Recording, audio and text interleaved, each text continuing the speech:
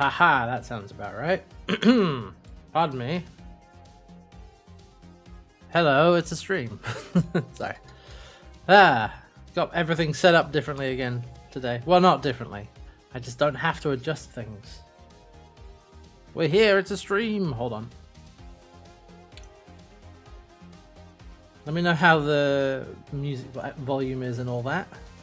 It should be good. Anyway, hold on. I'm here. We're here. Volume good. Hey, that's what we like to hear. Actually, although once this track is done, I am going to switch over to something else.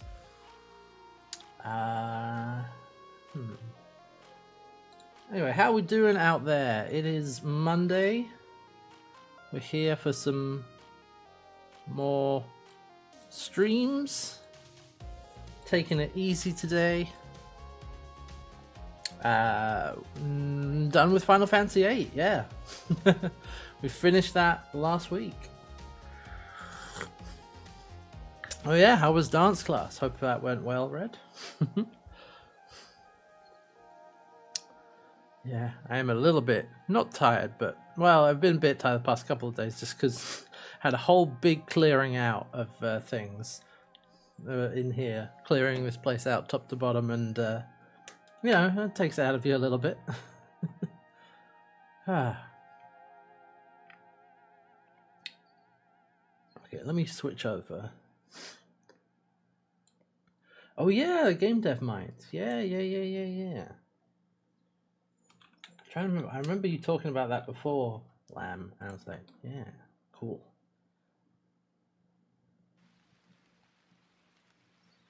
There we go.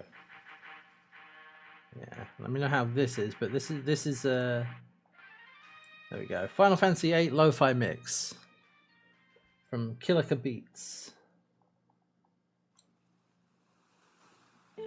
Let me just get the volume set up. Hopefully that sounds okay. That should be about right. Can always turn it down a bit.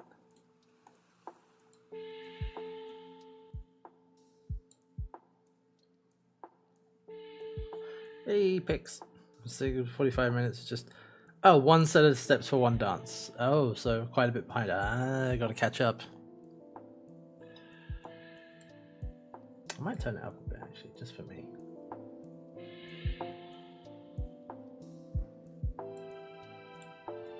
There we go. Yeah, that sounds pretty good. So I'm gonna be fiddly about this. There we go. Oh well.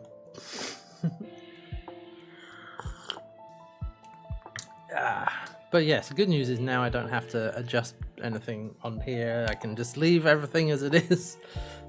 I have control over volume again.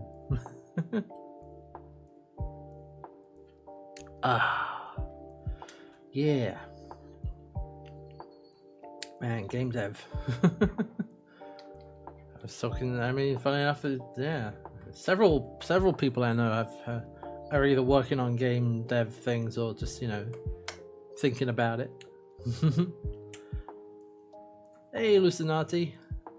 Another break going around to FF9? No, I think I do need to take a break. At least for this week, maybe next week, I don't know. It just seems like a good thing to do because it's a lot of Final Fantasy.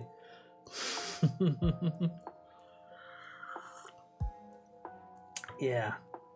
I was gonna actually try and figure out what to play. Wait. Okay, yeah, this does.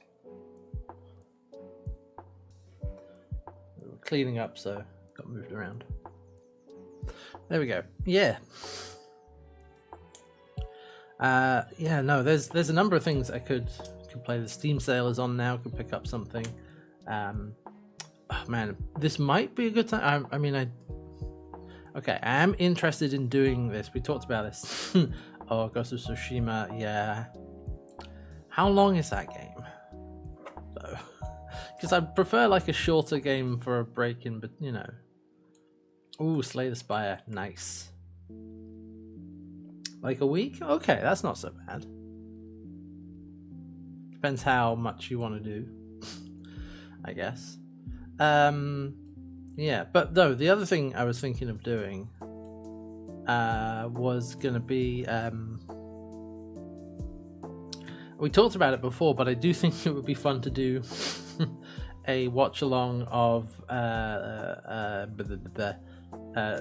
Advent Children and possibly Spirits Within as well.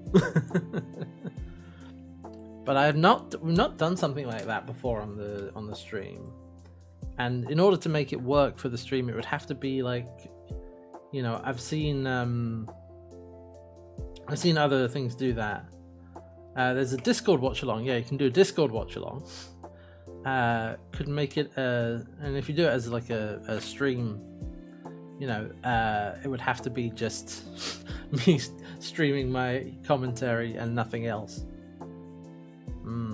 I didn't try Pizza Tower. I have seen some clips of it, and it looks, you know, it looks alright, but I don't think I'm not like that interested in it. Actually, you know what? Let me pull up Steam. Let's pull up Steam and have a look at what's on sale. I did have a look the other day, but I didn't look too closely. Anyway, yes, hope you had a good weekend. I had a good time. Mostly, a lot of time. Well, on Friday, you did a lot of the big chunk of clearing everything out, and some more on Saturday. And then yesterday we played some Vikings, you know, all that sort of stuff. I talked about this on on the Viking stream yesterday, actually, but those of you who have been here or who know that I previously found this Animal Crossing. I was looking for the memory card, and I found it. It was in a drawer. There you go. Hold on. It's a little bit faded, but it still has the sticker on it. It was tucked away underneath whatever the hell else. So yeah, score on that front. And I also have this, which is a complete in-box Pokemon Sapphire, Metroid Fusion, Zelda 4 Swords Link to the Past, and a few other things. There were a bunch of just old video games, including boxes and manuals and stuff, and there's some more elsewhere. So I dug all of those out and like, I think we're gonna put this shit on eBay. I did also find no box though, but the game cartridges, Pokemon Silver, and my original Blue from 1998 or thereabouts. I haven't found the box. I don't know if I have it.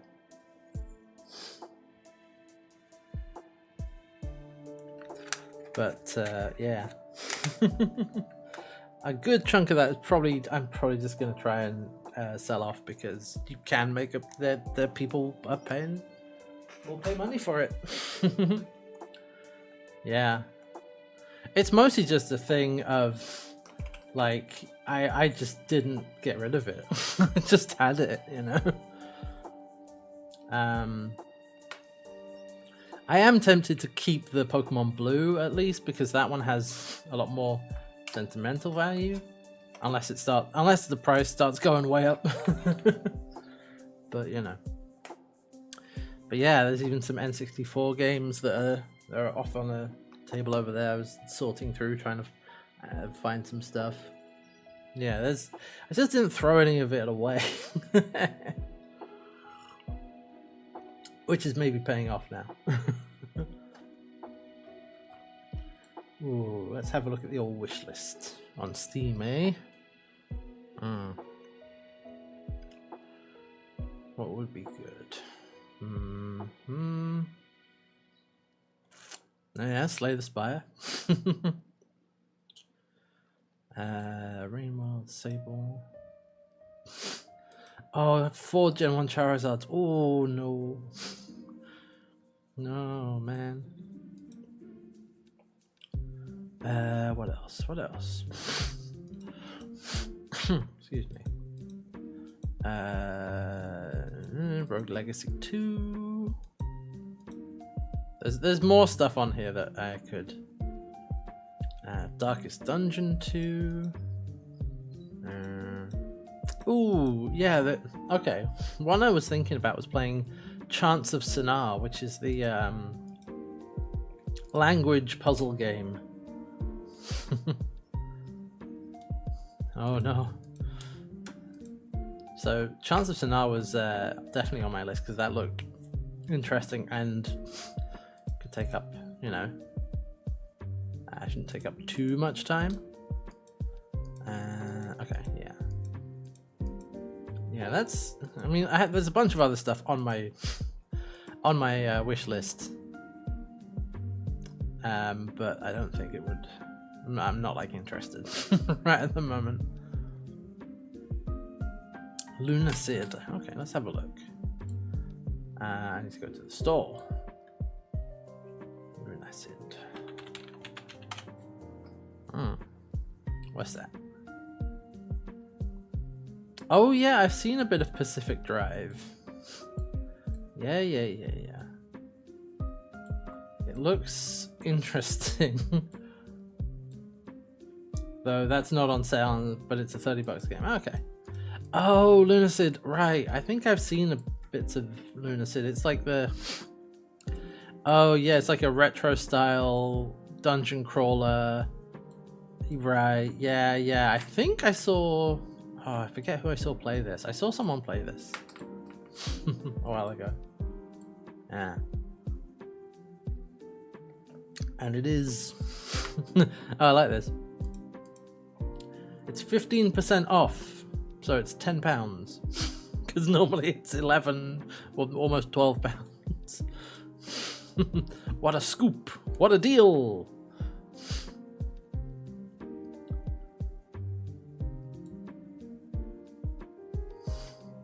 Played it a tiny bit on Let's Nope. I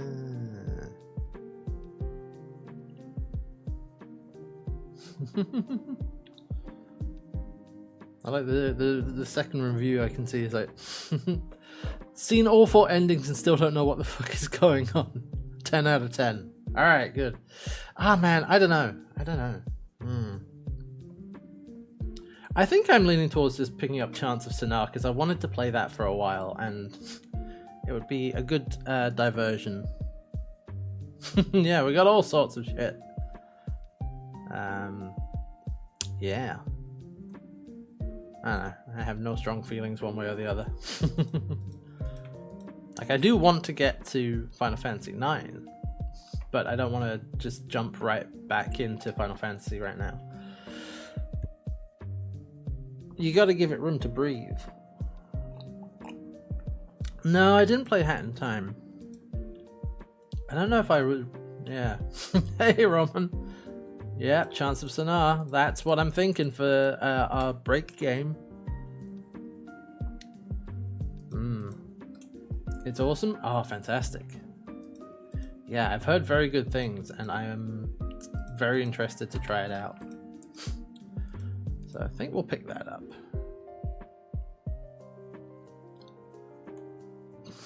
Where is... Okay, and it's 25% off. Alright. Overwhelmingly positive. Nice. You don't need that much space. Okay, cool.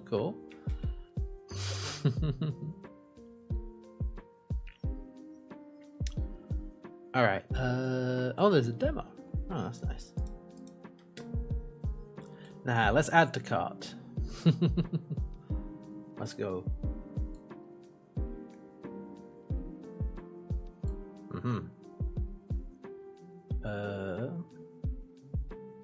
Oh, okay. I need to actually... Right, I need to set up my new card. Alright, I'll do that. I'll do that another time, never mind. I'm not going to do that right now.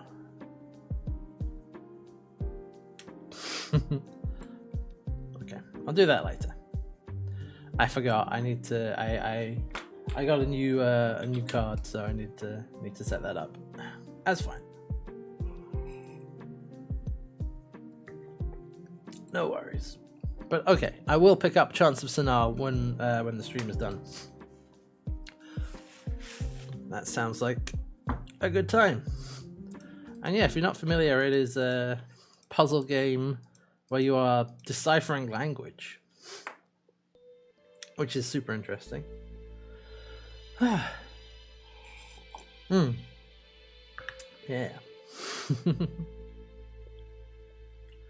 All right.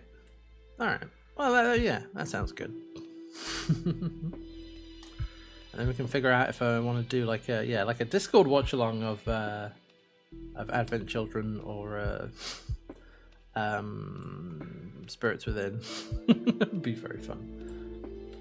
Yeah, I mean, let's get to that actually, because I did have yeah, double feature. Yeah, so we went super long on Friday's stream because I don't know, I was okay, you know. I don't tend to go super long because sometimes it just wears me out, but on Wednesday stream, sorry. Hey Lucinati, thank you for the 37 months, much appreciated. But we yes, the seed stipend, yes. No, but went super long on Wednesday, which was fine, and because I had already committed, I was like, okay, I'll go a bit long, and I was like, I'll go like an hour over. That's okay. That's part of the benefit of starting when I do. It's like I can go a bit longer. But by the time I'd gone like that long, I was looking at how much was left and like, if I had done the smarter thing to do would have been to not go that extra hour, then, you know, could have finished it off today. But because I'd already gone that far, I'm like, well, we might as well go the rest of the way.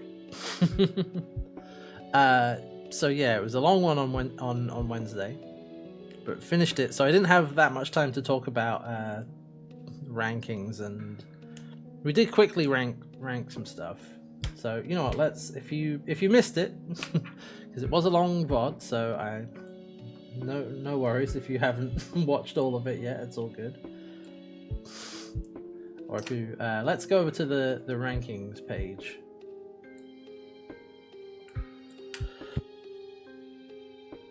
And we'll see where it stacked up. So it's coming in at 4th place on story.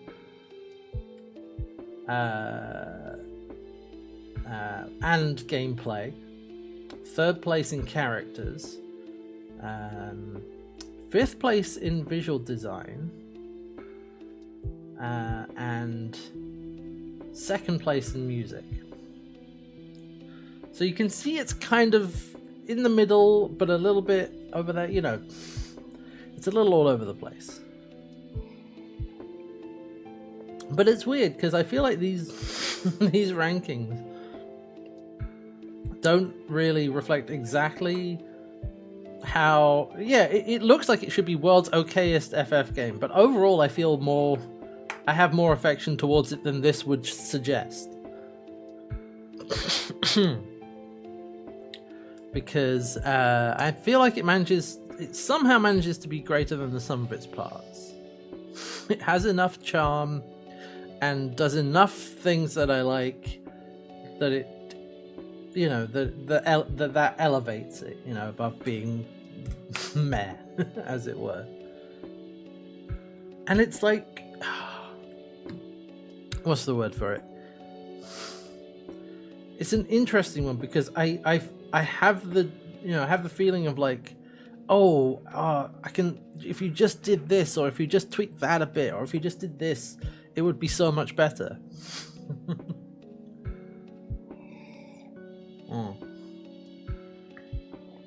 Yeah.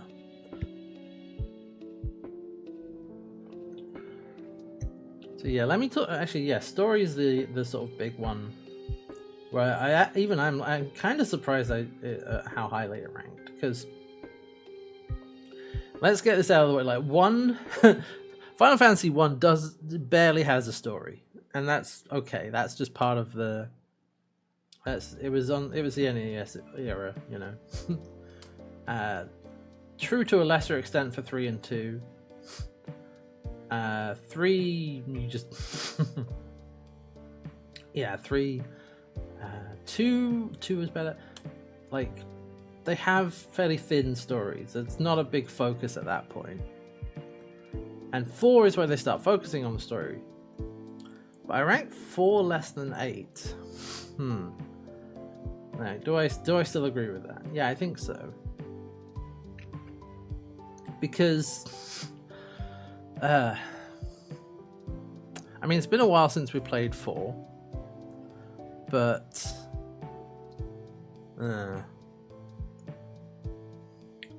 so 4 does do this. They actually do some similar things, 4 and 8. In the, well, particularly towards the end of 4, they love to just reveal shit out of nowhere and be like, oh, by the way. Like, the last minute reveal of the actual big boss in 4 is kind of silly. And it does do some really good stuff early on, but I think I remember the reason I put 4 where I did was you could never get a win, and it kept doing the sort of, you know, Peanuts thing, Lucy with the football. Like, surely we've got to win this time. Nope, no you didn't.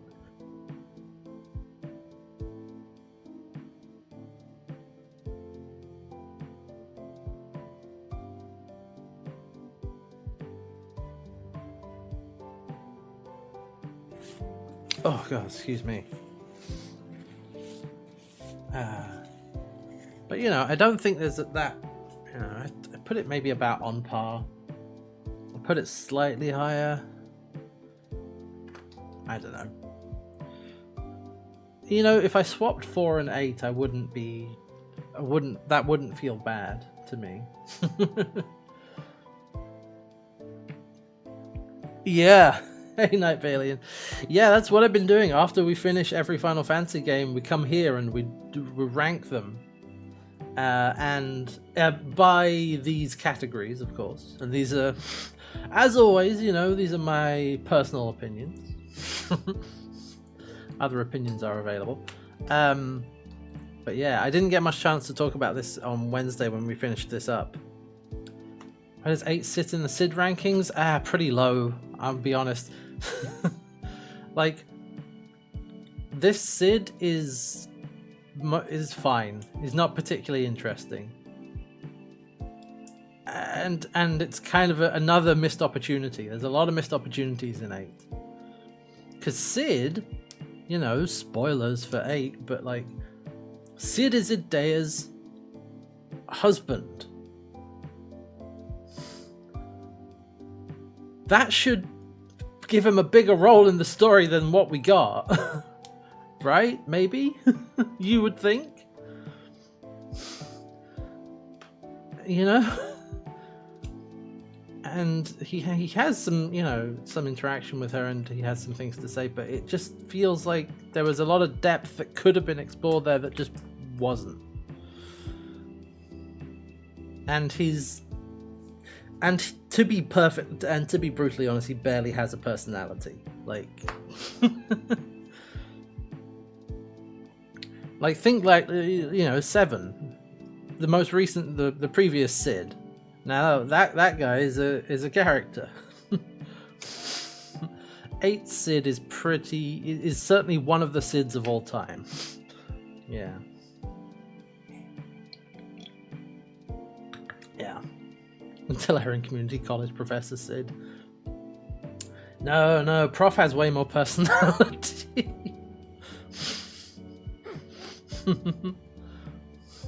7 and 6 Cids tend to rank pretty highly. Yeah. I think what we've seen, there's been a general trend with a lot of the Cids, because we've had one in many of the games, is they've been in some way a larger than life personality, right? Particularly 4. I think it's 4. Yeah. And the others, it's like, yeah, they're sort of larger than life personality, and this guy's just a man you would run into in the supermarket, you know, and just wouldn't think twice about. He's just very normal. So it doesn't really leave much of an impression. Anyway, yes, so yeah, but you're thinking about it now, because I'm thinking about like comparing 4 and 8, because it's interesting. I did have this thought actually beforehand. It's like 4, the problems that I had, some of the problems I had with 8 were the same problems I had with 4. Like the sort of sudden reveal of information that is not set up, you know, just comes out of nowhere, which happens in 4 right towards the end, where you find out, you know, that the main villain was the whole time being secretly controlled by an even bigger villain, and that they are what is it? Golbez is Cecil's brother or whatever it is. There's some kind of relation there, and it's like, oh, and it all gets dropped right at the end with no setup or foreshadowing. What, you know, it's like, hey, and 8 does that like all the way through as well.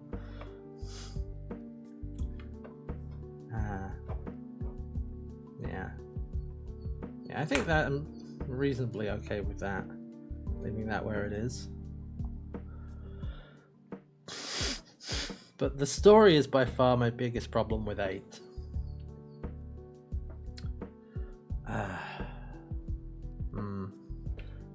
I'll tell you what, I'm debating just moving it down. Let me see.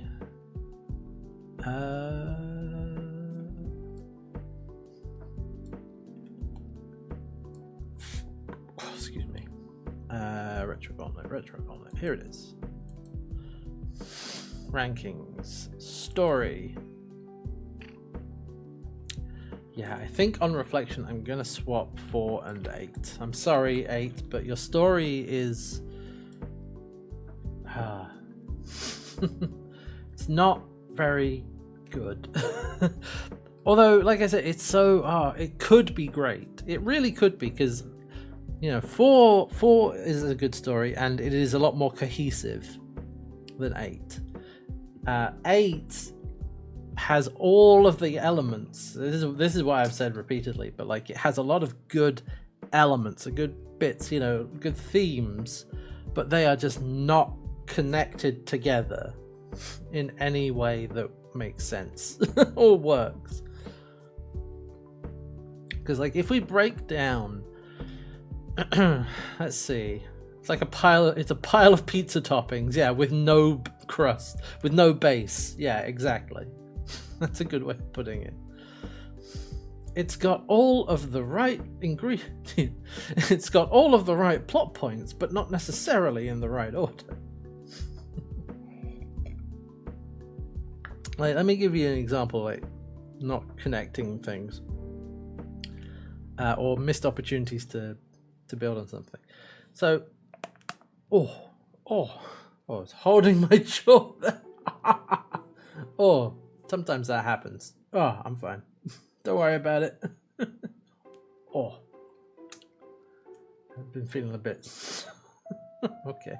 Anyway, yes. So, blah blah blah blah blah. Early on, well, not too early on, when there's the mission to assassinate Idea, Irvine goes to take the shot, and he can't take the shot, and he chokes. And in the moment we're like, what the hell? What's going on? And then a whole bunch of other crap happens, and oh no, it all goes to hell, and then we wake up in the prison, and now we have to move on and keep going. And it's only much later, like after we finish the game, like, oh, he couldn't take the shot because he's the only one who remembers who Idea is. but they never address it after that point. They never even say, like, why couldn't you do that? They never address it. They never bring it up again. That's why, like, there's no, like, thread of mystery being woven through it, because by the time you get back to the characters, we've moved on to the next thing, which is trying to escape the prison. And Irvine, no one is like, what was that about? And he doesn't say anything. It's like, that could have been a mystery. Could have set that up, reinforced that, made that a question for the characters to have, and you know, it's just, yeah. You want to go back in and redraft the script and rewrite it, give it another go, and see if we can, because if you could connect all those bits together, if you could set things up ahead of time, get, you know, not have the reveal that everybody was all orphans at the same orphanage, but they forgot about it. Not have that just come out of left field, you know, like a truck, just like, what? Because it just it comes out of nowhere at all. We don't even realize that there's a mystery there.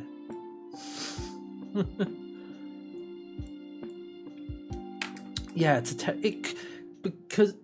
it's so frustrating because it could work if you lay the groundwork and have, I don't know, but like have it that, you know, there's, if you want that if you want that to be a mystery, want that to be a thing, you know, you can have something like, you know, it's just spitballing, but you know, the main characters, they are drawn to each other for reasons that they don't really understand. That, you know, like, we keep being drawn back together. You know, something draws me to you, and I don't know what it is. How come we always end up in the same group or whatever? Or when they go to Trabia Garden, I think it's Trabia Garden, or is it Galbadia Garden? Galbadia Garden. When they go to Galbadia Garden, and the head seed guy at Galbadia is like, oh, here's Irvine. He's now, I'm sending Irvine with you to do this mission. And it's like, what it could have been, you know, this is just an idea, you know, this is just my idea. But something like,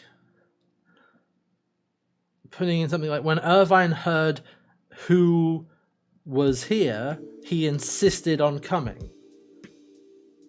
And then it's like, huh, that's weird. We don't, and then the party doesn't know him, and it's like, but he insisted on coming because he's the only one who remembers.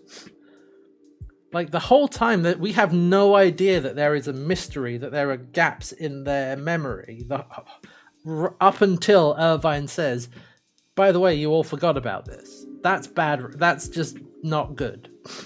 That's bad storytelling. Yeah, exactly right. And it hints that party members have weird memory gaps, strange feelings regarding Adair, and there's none of that.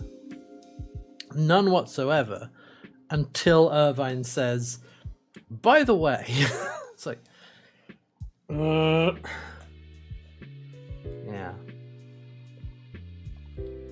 It's very much, it's not good in that way.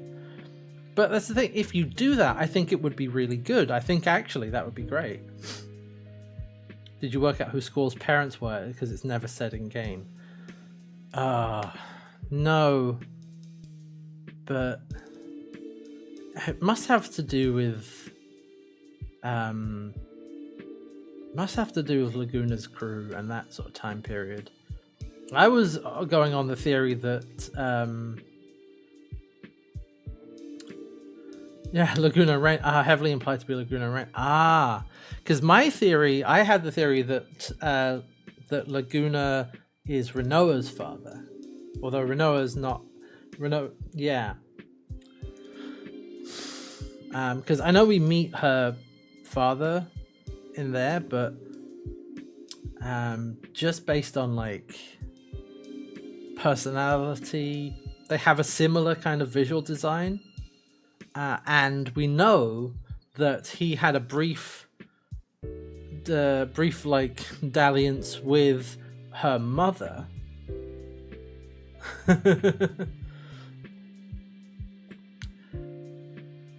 Like it's I think I would believe more that Laguna is Renoa's father, and Laguna and what's her name,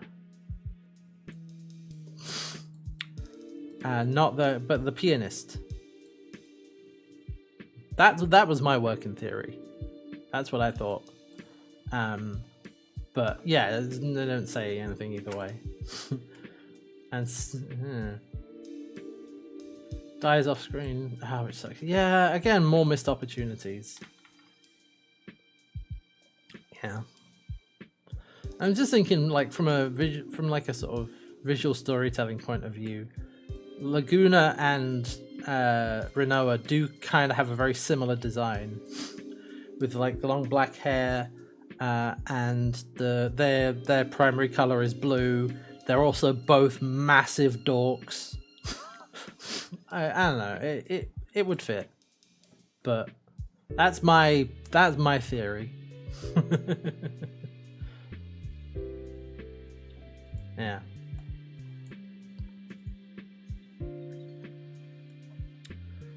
But yeah, so there's a whole lot of like missed opportunities and things that don't quite make sense, but they could work.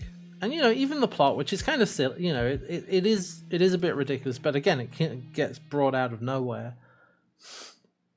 Which is evil sorceress from the future wants to just destroy time and destroy everything by going back in time, and we have to stop her, and she can only go back in time by possessing the minds of other sorceresses.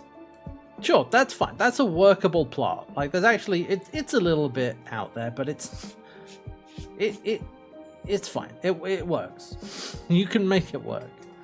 But again, like, it's just the way it's set up and the way it's revealed is just. I said this as well, but it's all and then storytelling, you know, and then this happens, and then this happens. There's not a whole lot of therefore but.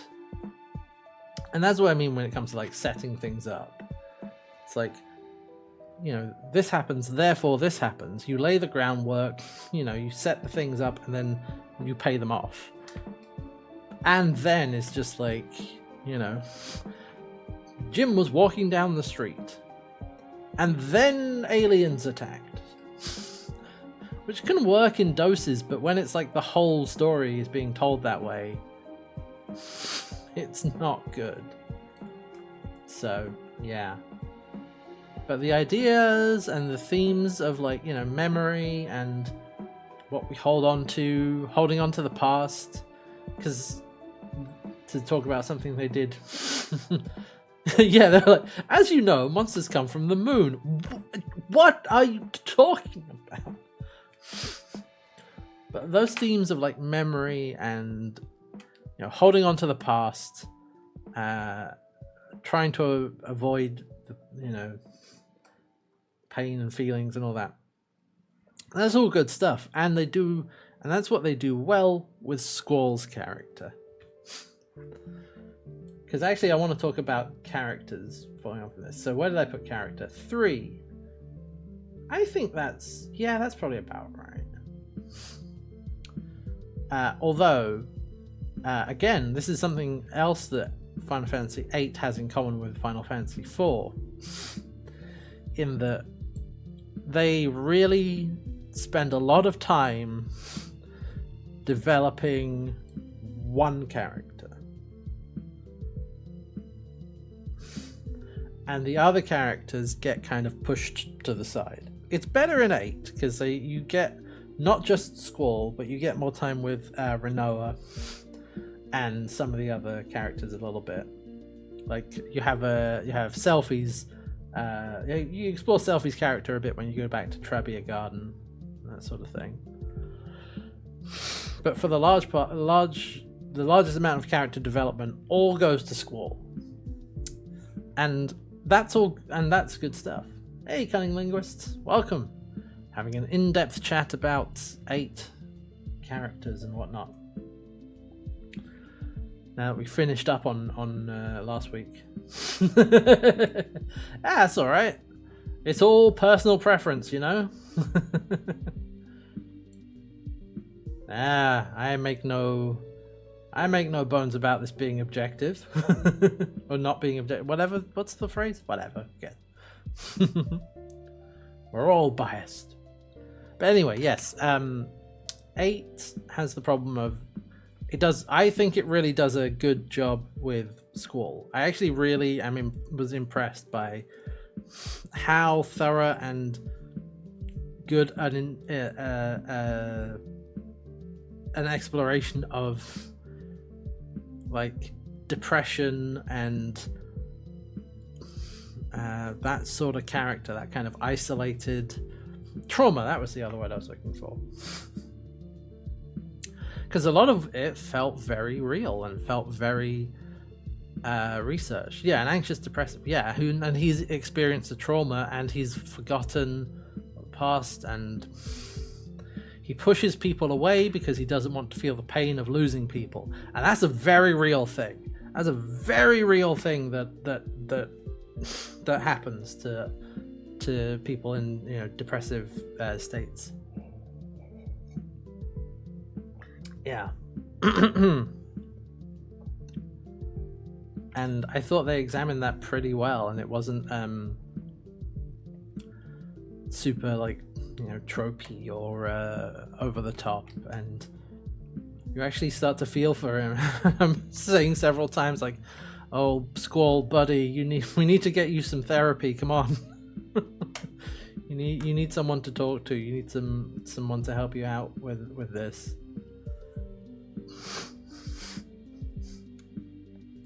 And a large part of his arc is learning to let people in and let people support you, which can be a really hard thing to do.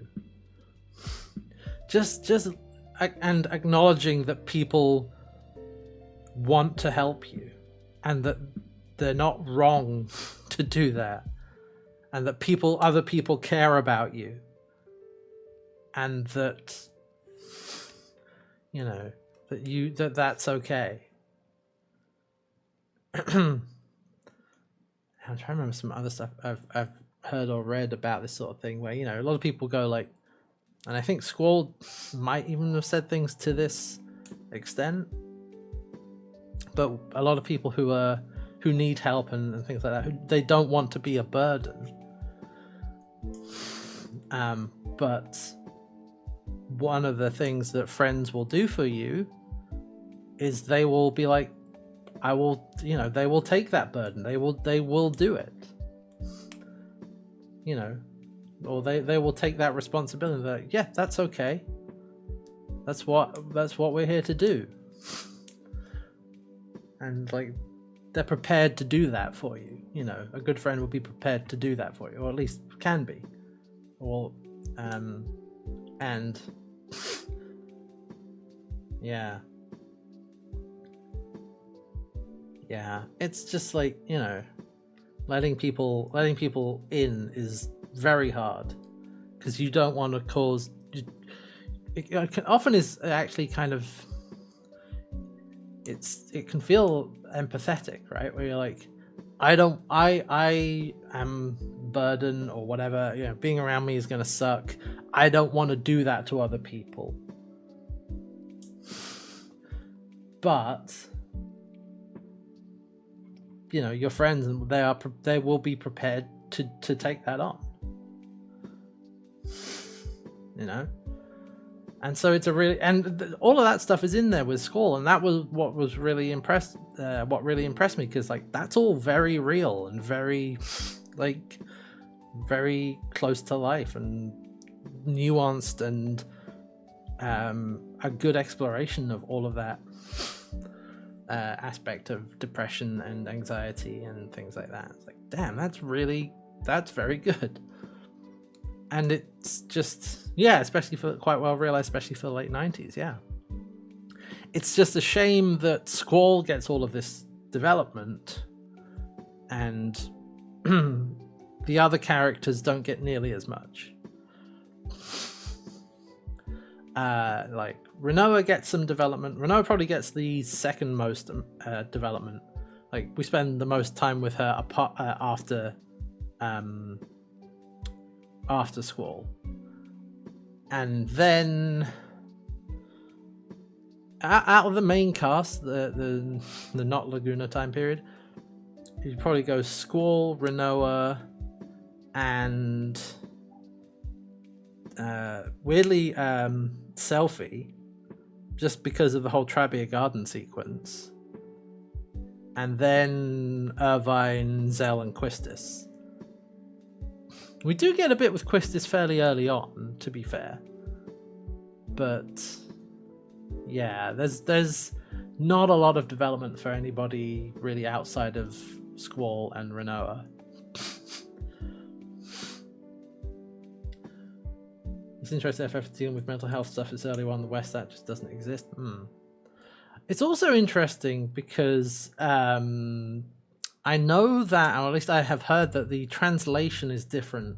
You know, not to the extent that Seven's translation was perhaps not representative of a lot of things. Not to that extent, but Squall is a different kind of a different character in the original Japanese. I am led to, or so I am led to believe. Yeah, but I think, you know, even just taking the English version on its own, you know, I think all that stuff I said still, you know, that all applies to that. So yeah, even if it's not an accurate translation, I still like what they did. You know, so that's why, despite not having a lot of development for anybody else, actually, sorry, scratch that, reverse it. Despite having a lot of development for Squall, no, I was right the first time. Sorry. Yeah, despite not having a lot of development for everybody else, it still ranks at number 3 because what it does with Squall is really good and really interesting, and that have that whole romance with Rinoa, which I think, I mean, I don't know, that could have been that could have been a bit, I wasn't super impressed with that, but I did like that she tries to break through and tries to actually connect with him, and she's someone from outside his little group, and she is relentless. Yeah.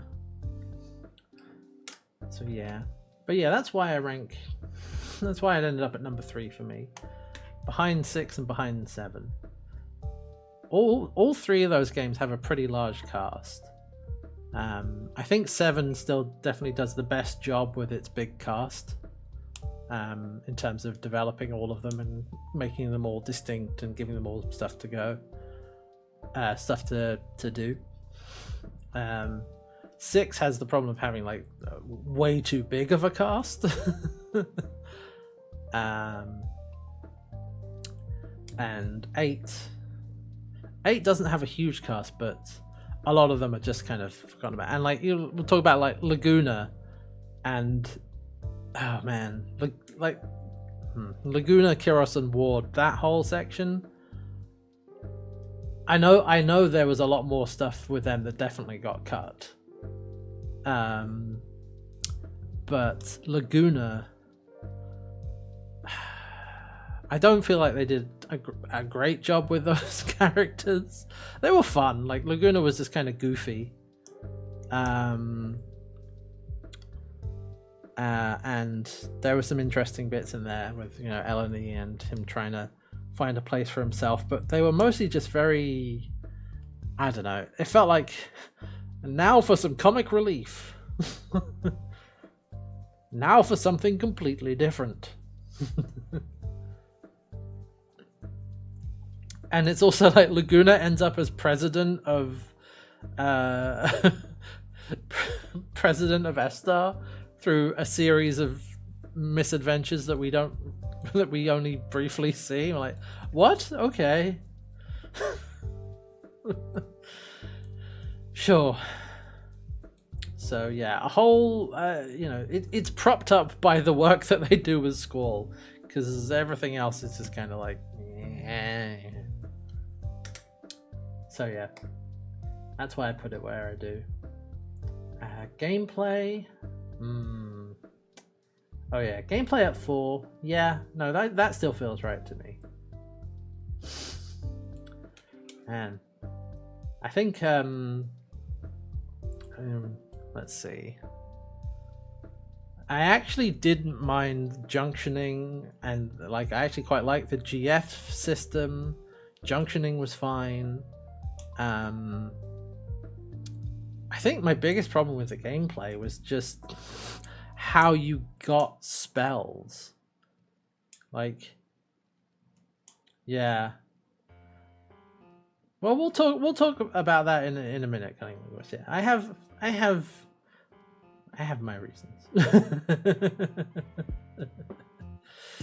Yeah. But I wouldn't even say that would mean it's bad. I don't think it's bad in visual design. But anyway, gameplay. Yeah, so yeah. It's all good. Junctioning was fun. I actually quite, junctioning was interesting. It was the GS. It was how you got spells. Because how you get spells is you sit and you draw from the monsters, which means that it, at least early on, it encourages a kind of gameplay that is just really boring. It encourages you to just sit there and not fight. Like, the combat system encourages you to not do combat for a lot of it, which is really seems very silly to me, and it gets super tiresome.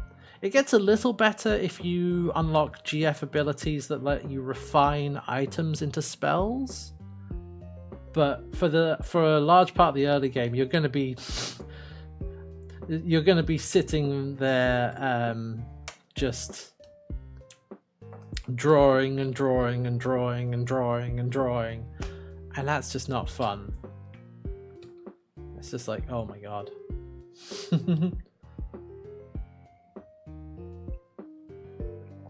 Yeah. So it's not, yeah. And I was thinking about how would how do you, I don't know, fix that? Yeah, like draw 100, but I actually also think part of the problem, or maybe part of the reason why it ended up that way, because they swapped, you don't get gil from defeating monsters, you get gil from your seed salary, which just every so often you just get some money. And you can't buy spells. So which makes, I don't know. I feel like if it was just easier to get spells, like if they dropped or something, I don't know. Yeah, seed salary is cool. Yeah, I guess it's not the salary. It's just the only way to get spells is to sit and draw for ages. If there was just, and I don't know. I wasn't really a fan of that, because it just led to a really dull and repetitive combats quite often. Yeah. Draw shop. Yeah, maybe something like, once you've drawn a spell from an enemy, you might be able to buy it from somewhere. I don't know, something like that. That might make it better. But yeah, you only need to draw it like once, and then you can go and buy it. Oh yeah, right, 5k for the access to an ultimate draw point. Yeah, which I did do a few times. Because I did use the trick to get infinite money with refinements. You You refine tents into mega potions. You sell the mega potions. You use the money from the mega potions to buy tents. You repeat because you net money every time, and you just keep doing that until you have an arbitrary amount of money. That was in the guide as a handy tip, and I was like, all right, yeah, we'll do that. So yeah, I think the draw was my biggest problem with it, but otherwise I actually quite enjoyed it. And we got some busted stuff going at some points, like towards at the end where it's like, okay, we're gonna cast aura on Squall. All right, Renzokuken, 2 Renzokukens in a row. All right, there we go. Boom. Job done. Just melt through a boss. Yeah. So, I would put it at number 4 because I did really, basically because I just really enjoyed the ones ahead of it. 7, 6, 5, 4, it's kind of middle of the road there, but I wouldn't say it was bad, but just had some tedious elements to it. Yeah. Junctioning is an evolution of the systems at 7 and 6, but even more granular. Yeah, it's true. Yeah, I particularly like the ability, the sort of customizable stuff you could do with the GFs. Not just junctioning to like different stats, but the ability to, which GFs you have equipped determines what abilities you can then equip to your characters. You could, if you wanted to, have a character who doesn't have the attack command, which seems like I mean, actually, I suppose I never thought about it, but I could have done that to Selphie towards the end, because Selphie was mostly casting spells. I could have taken attack off, I just never thought about it. Yeah. So, that was cool. And yeah, let's have a look. Visual design. Yeah, let's talk about that. So as a reminder, I'm the other games on here, or at least the first 6 games I played were the Pixel remasters. So I am comparing to the Pixel remasters, which look great, So yeah, where did I put it? I put it 5th. I put it behind 7. Yeah. And this is the remaster as well. Now let me see. Do I still agree with that? Let's see. But yeah, 7 ranked pretty low, or not pretty low. 7 ranked kind of middle of the pack because it was the beginning of the PSX era. It was early 3D graphics, and they have not aged that well. They're still pretty stylized, so that got points for that. But 8. Man, let me think.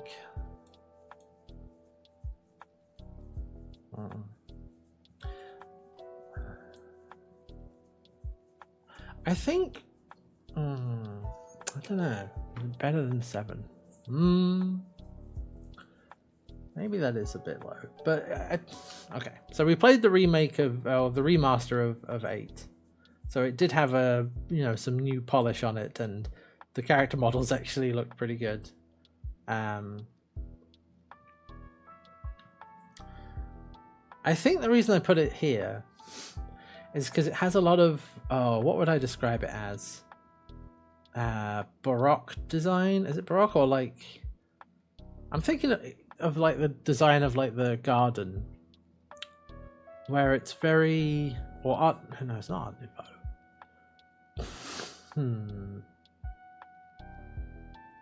Don't know how to put it. Like the aesthetic of 7, a lot more location wise and so forth. Yeah, I think that's it really.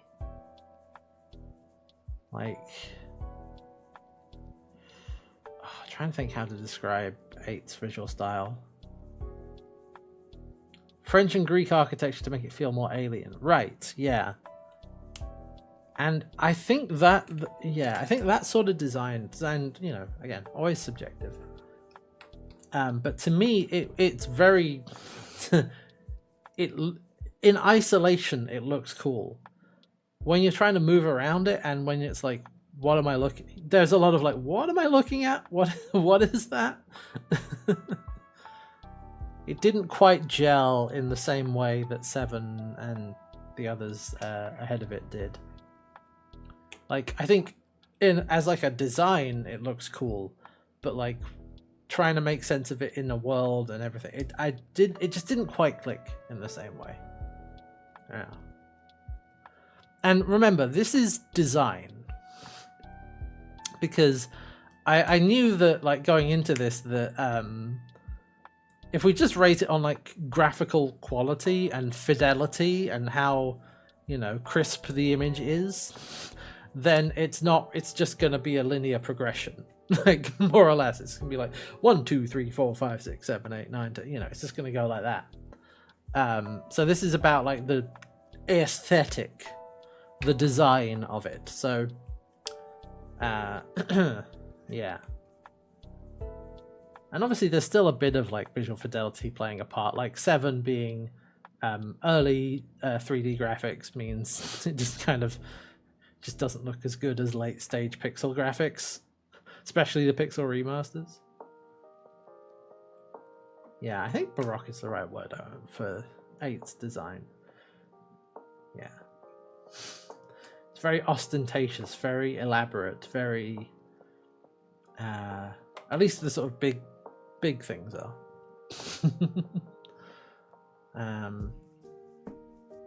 Yeah. But that's not to say it was strictly bad, you know. It was just not completely to my taste.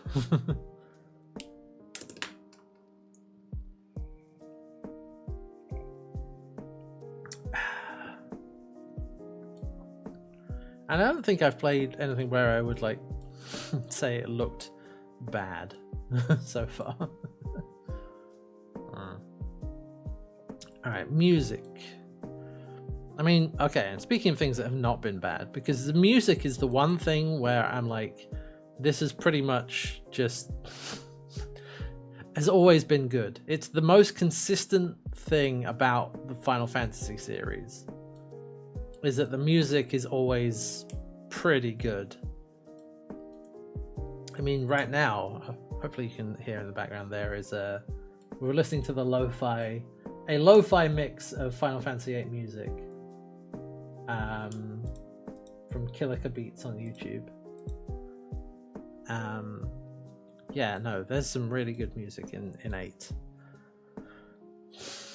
And yeah, I did put it behind 7 again. Only because I feel like, to my mind, there's more 7 has more iconic tracks, you know, but 8's music is very good as well.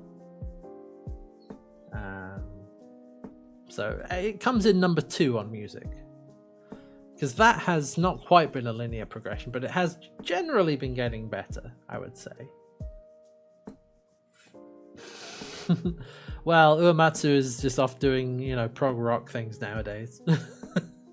he just left to be a prog rock grandpa, and I can't fault him for that.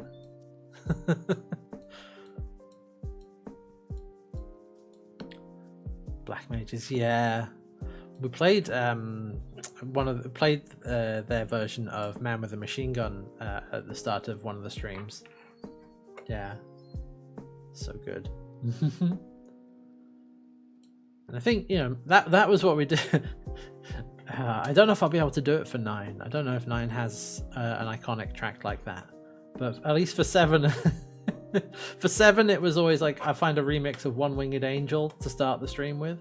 And for 8, it was a remix of Man with a Machine Gun. I don't know if there'll be one for 9. I'm not gonna. I may run out if I try to do that for every Final Fantasy game. But yeah, it was yeah, so good.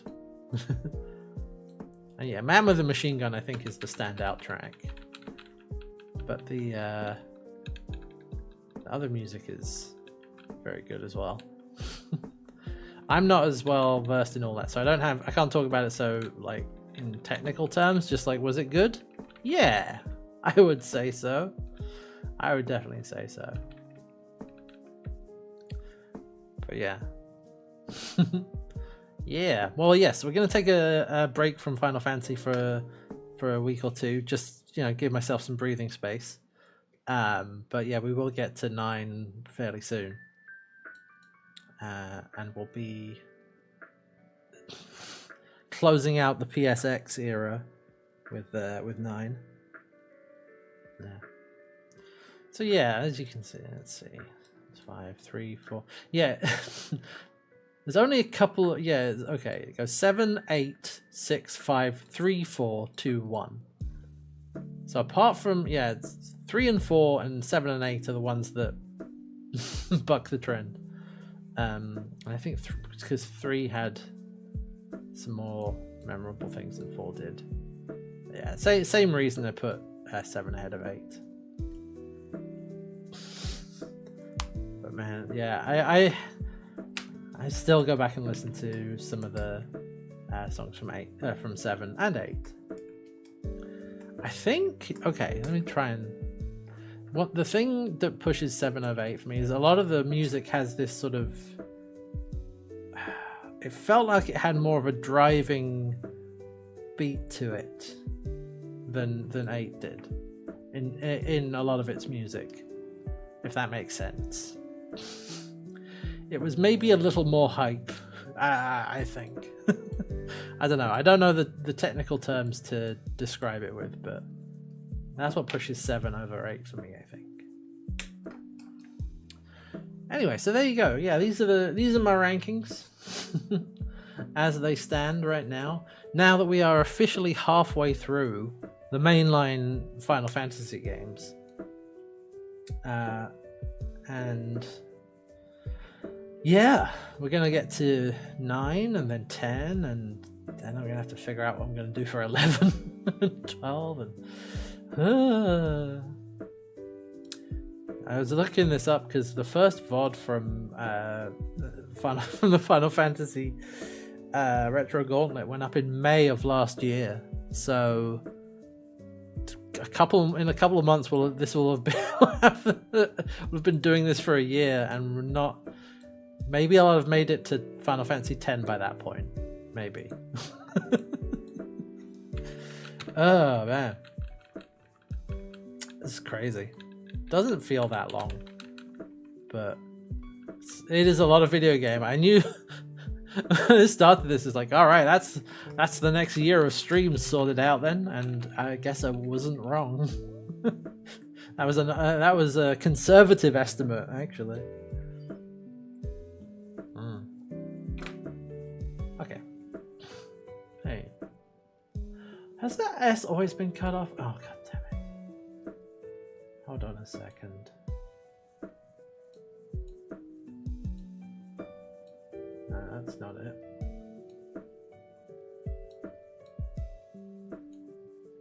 That's baked into the image. Okay, I'll have to fix that. Fix that another time. Okay. All right, back to the booth. Woo.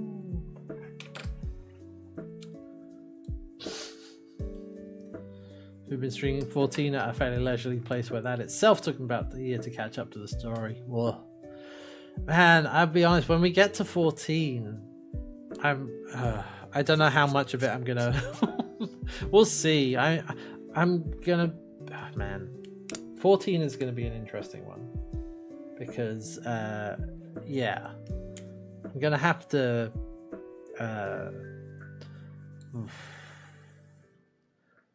so my we're a few games off but getting closer every day, but with 14, when we get there, my thought is like, I'm just gonna do as much of the free trial as I feel like. 5 JRPGs in a trench coat, yeah. Well, look, if it's got a big number on it, that's what counts. You know, if it's what, it's Final Fantasy 14, all right. But I'm not going to commit myself to playing all the way through it because that would take forever. So I'm like, okay. And I know even the free trial is a lot of the game. But that's my limit, I think. And we'll see, because I've not historically enjoyed... Every time I've tried to play an MMO, I have been like, I just don't enjoy it. Yeah, the award-winning MMO Final Fantasy XIV with a free trial covering... Yeah. Get through Heaven's Wall. I mean, I know people will have their opinions about, it's worth playing up until this point, it's worth doing up until this. I respect your opinions. I will not be... I am not going to force myself to go through it if I'm... if we start playing it and I'm just like, I actually know. I'm not going to... I'm sorry, I'm not going to force myself to get through to, like, a certain point.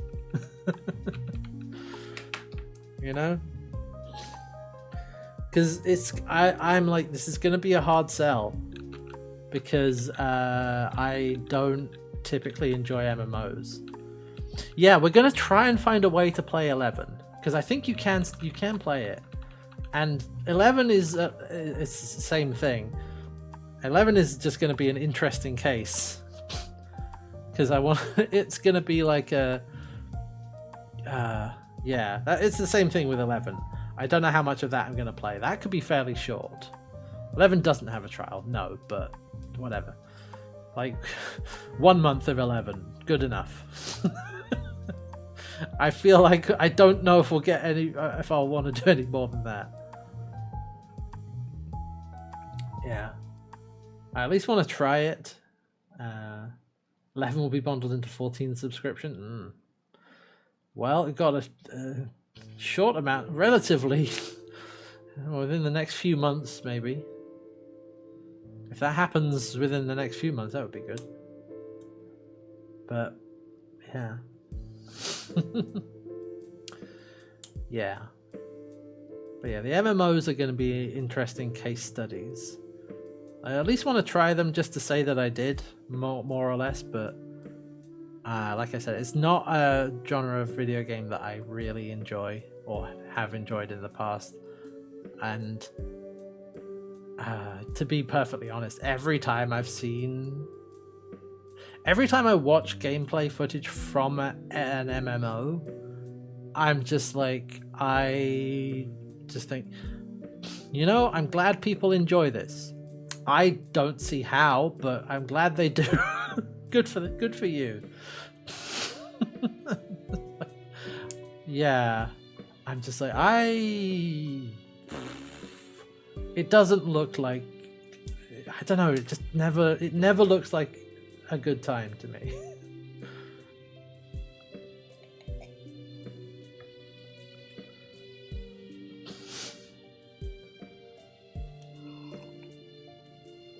And like, I remember playing WoW. I tried playing WoW a long time ago, and I gave up on it very quickly. I was like, no.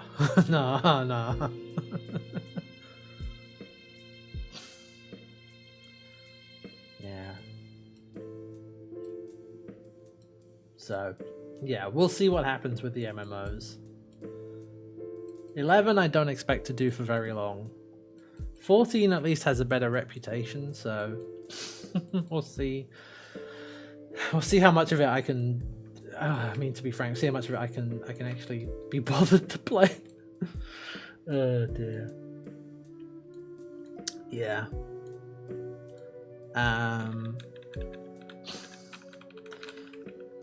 But everything else, be interesting. Well, it should all be interesting, but.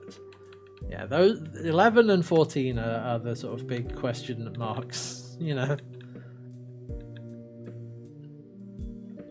What's going to happen here?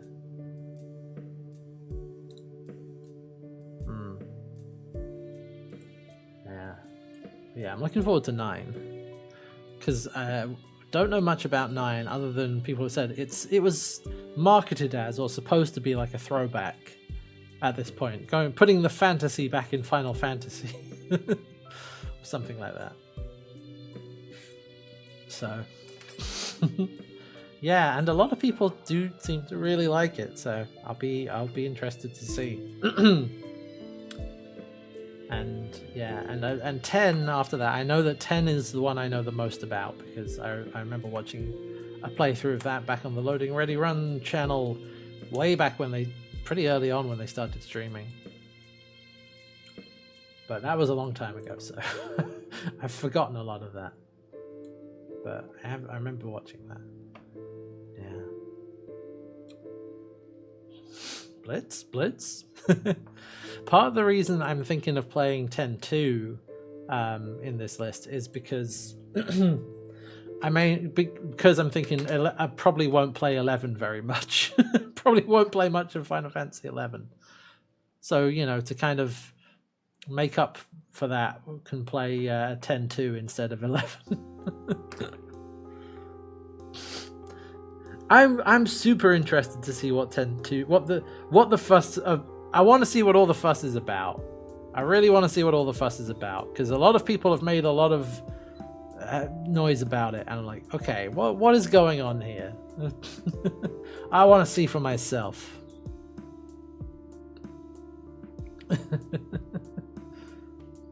Yeah. So I am very tempted to play 10-2.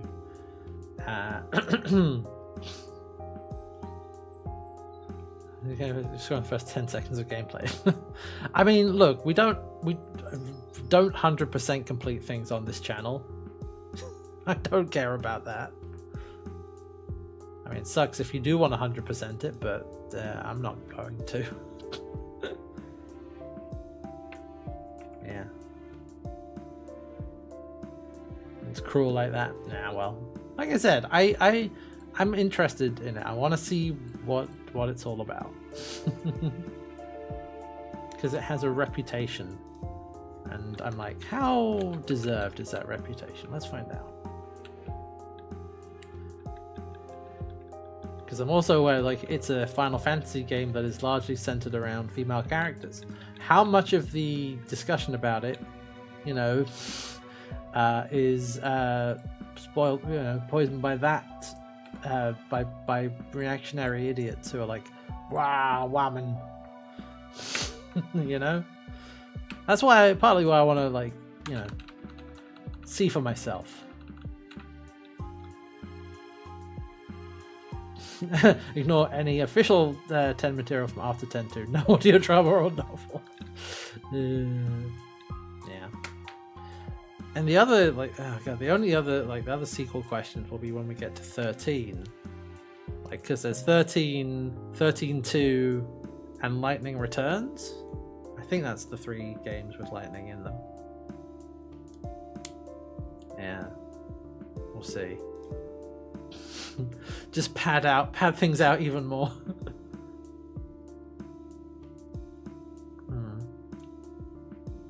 I don't know. A lot of these I'm like, oh, we'll see. I might make a decision after I finish 13, It's like, do I want more of this? Yes or no? Yeah. But they are in consideration because they are like 13, 2 and 3 or whatever, and 10-2 are the only, as well, they are direct sequels, which we haven't really had so far. They're the only ones that are like a direct sequel to the main game. Like Crisis Core for 7 is I guess you would call that a spin-off, and there are a bunch of spin-off games, and if I start getting into those, we'll never finish.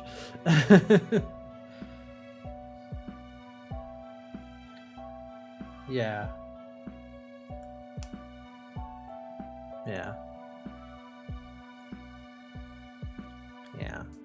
So it'll just be a case of like, how interested am I? Can I be bothered? To be perfectly honest, can I be bothered to play 13-2? And that probably will be a discussion after I've finished 13. Yeah. So, yeah. And then 13, 14, 15, yes. So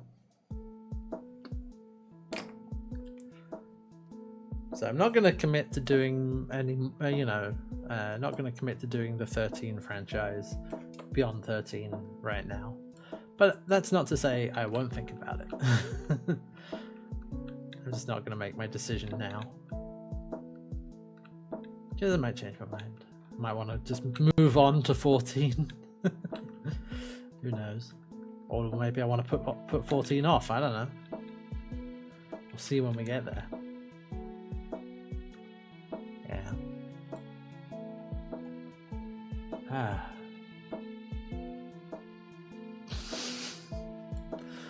Man. I wonder... No, Lamb, no. No, we're not doing Kingdom Hearts. Not doing Kingdom Hearts. No. Refuse.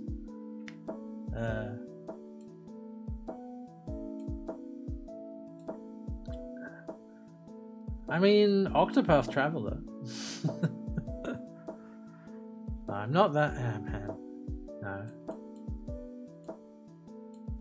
From what I know about Kingdom Hearts, I'm just like, Alright, it might be... It might make for good content, but I don't know that I would enjoy it. Let me put it that way. You want to make myself suffer for the length of that game.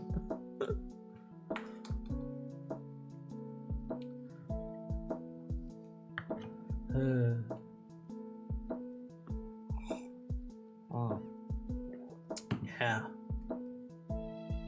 Actually, yes. Thank you. Yes. Good reminder pick. Yes. Chrono Trigger. Chrono Trigger for sure. I definitely want to play that at some point.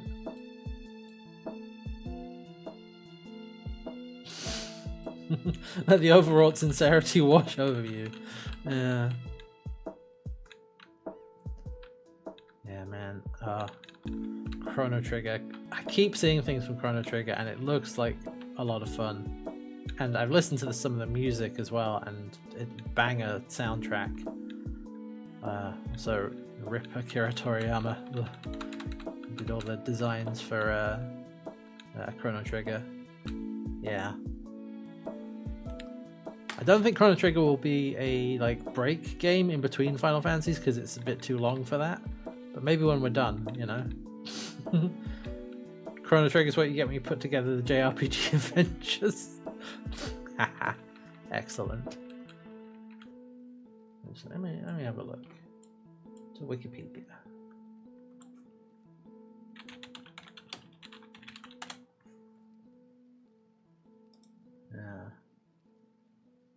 Yeah, so you got Akira Toriyama doing the art, or one of the artists. You got Hironobu Sakaguchi, one of the as the lead designer, and Uematsu on composing. Yeah, okay. And I'm sure a bunch of other people whose names I don't know, but I'm sure they've worked on a bunch of other stuff probably as well. Yeah.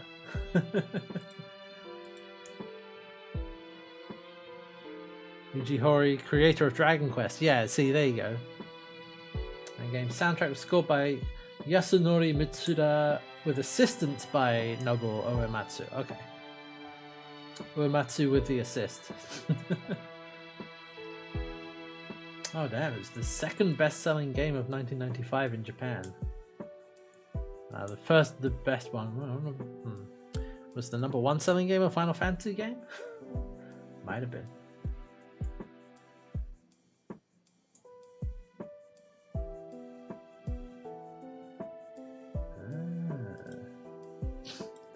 And Masato Kato, who wrote Xenogears and some Final Fantasy games.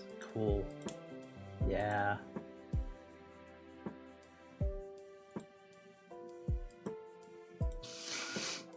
Yeah, I definitely want to play Chrono Trigger at some point. When we've run out of Final Fantasy, I'll play some Chrono Trigger.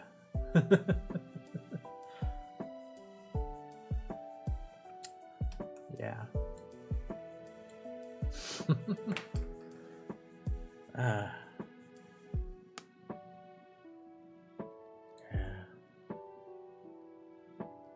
But yeah, like oh, 9 is not made by the same team that made 7 and 8. Interesting. Yeah. We'll see what that means. Yeah. New team that Sakaguchi assembled in the new Hawaii office. Ah. Interesting.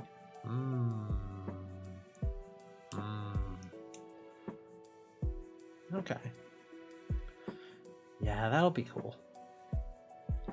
Be interested to see what a new team does. I think I said early on when I was playing 8, is like, was this made by a different team? Because of how different, you know, how much of a change the junctioning and everything was. But no, it wasn't. It was made by the same team, deliberately trying to do something different. Or trying, you know, yeah. So Nomura and Norita aren't involved, who are the biggest creative voices in 7 and 8. I see. Gotcha.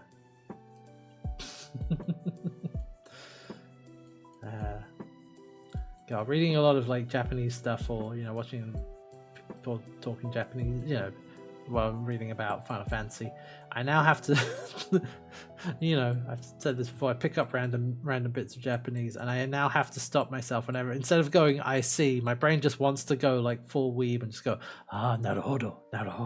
It's like, no, shut up. Stop that. Oh, Nojima, not Norita. Gotcha.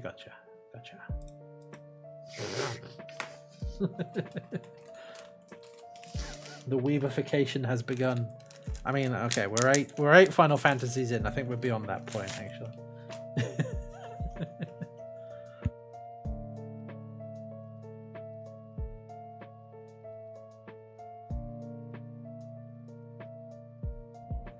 Excuse me.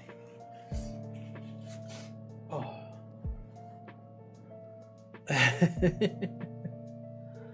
Ah, man. Yeah. But yeah, so, you know, part of the idea behind all this, by the way, is like, this is the Retro Gauntlet. We're playing through a whole series.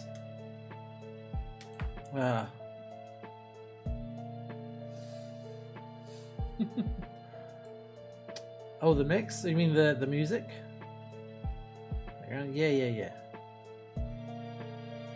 We've got, actually, let me pop this link in the chat, because it's a great lo-fi mix. It's Kilika Beats on YouTube. There's the link if you want. They have a bunch of other stuff. There's a Final Fantasy VII lo-fi mix. In fact, you know what? Maybe I'll put that on after this one, because this one's almost run out. We can put the 7 one on after this. I use this for, you know, background music for working on stuff and just in general. It's good.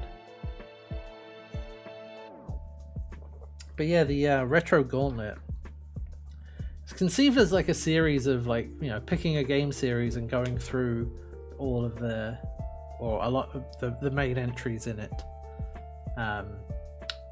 And Final Fantasy was like, all right, this will be this will take a while. Let's go. So once, you know, when we wrap this up, I have to think of another. I mean, it's very premature because we're only halfway through. But I have to think of another thing to do a Retro Gauntlet for. Yeah, Metal Gear was one of them. Yeah. Dragon Quest. Yeah, Metal Gear was the other one I considered, because I haven't played the yeah, have I only played, I think I've only played 5. Mario. Wow, okay, so I also thought of like Zelda, because Zelda would be a fun one. Problem is with Nintendo games, I mean, okay, not exactly a problem, it's a solvable problem. Like, if you want to do it legit, which I like, that's what I would prefer to do, but you know.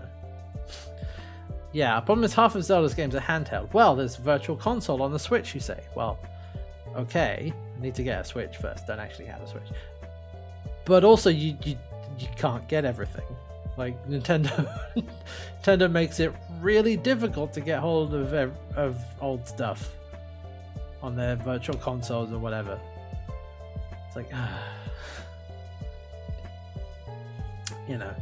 So I wouldn't necessarily be able to do it all. You'd have to emulate a lot of it, which isn't a massive problem. It would just be a bit more work on my end, but not that much. I don't think it would be an issue in terms of like streaming it, putting it up. I don't think it would be. It would just be more of a hassle.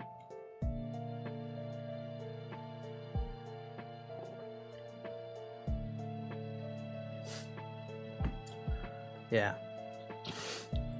Yeah, I stream emulated games fairly frequently. That's the thing, right? It's like, it's nothing to be worried about from a content point of view. It's just, it would be a more work to set it up, which is not impossible. Yeah, it would be fine. Now, I don't want to try and deceive people. It's just, you know, at least for some of you, like, I would like to do this legit if I can, but if I can't, then you gotta do what you gotta do. Like, I am considering for 10, emulating 10, because I've seen what they did with the remaster, or the well, I guess it's a remaster. I've seen what the new coat of paint looks like on 10. It's not good. It's not good. It's bad. It's bad.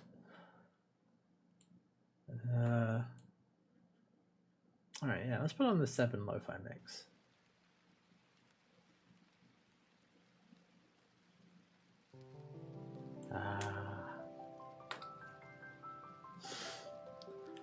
So we might emulate 10 just to, yeah. Yeah, that's the thing. I did hear we might be getting OG FF10 for the PS4, PS5, but no idea when that's going to happen, yeah. If it doesn't happen by the time I'm ready to play it, then sorry. Time to emulate. Yeah. So yeah, doing Zelda was another one, yeah. So we'd have to emulate a lot of that, but that's fine.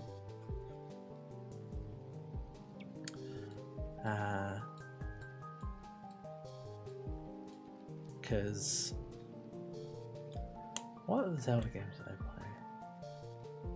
I mean, Ocarina of Time, Wind Waker, Twilight Princess, the Link to the Past. I don't think I owned Majora's Mask. I remember playing it at like a friend's house.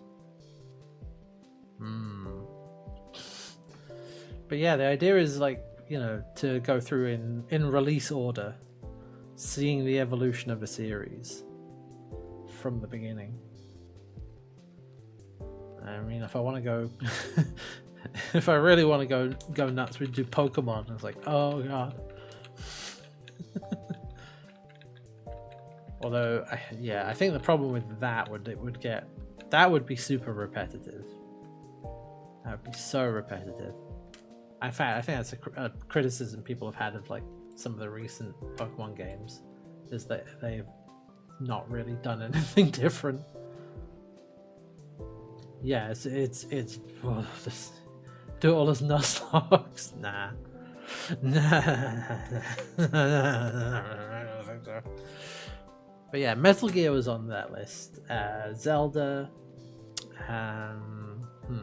What else? And like the reason I picked Final Fantasy, not just because, not just, you know, cynically, oh, that's a lot of content, that'll do me. I don't have to figure out what to stream for, you know, a year. But also, before starting this, I had genuinely never played a Final Fantasy game before, and it always to me felt like, not that you know, people have to play certain games, but it always felt like a big sort of gap in my gaming history, as it were. It's like, particularly because I know I enjoy like RPGs and things like that. It's like, yeah, it sounds like the kind of games I would enjoy, but it was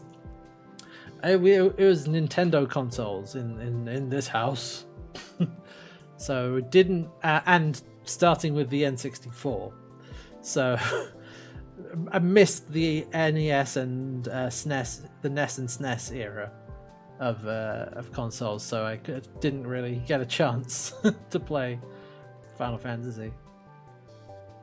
And then it was like Nintendo 64, GameCube, and then Xbox 360.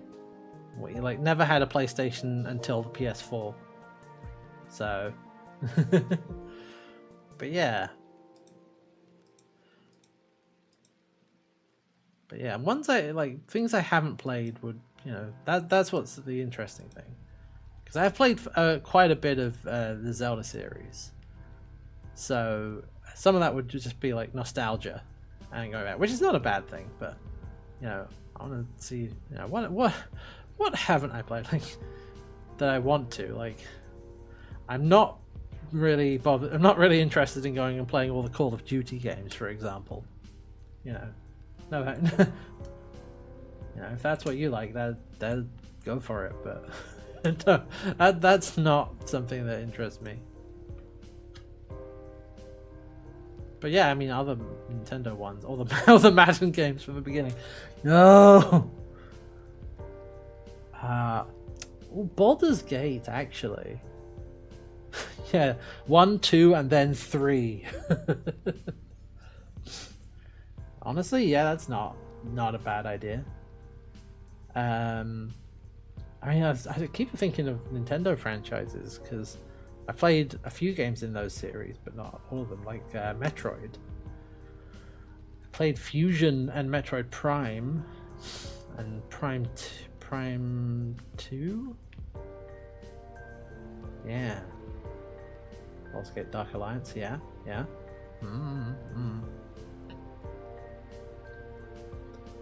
Sounds harsh for voice.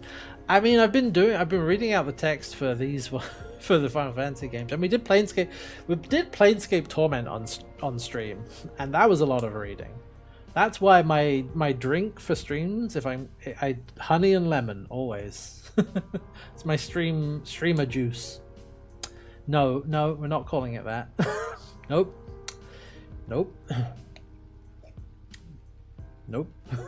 Never mind. Streamer potion. That sounds better. Streamer elixir. No! The juice. Yeah.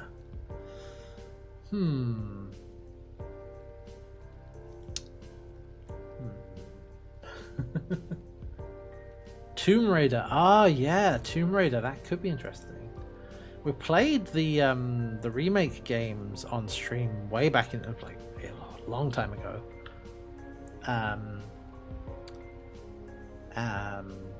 But I never played any of the original games.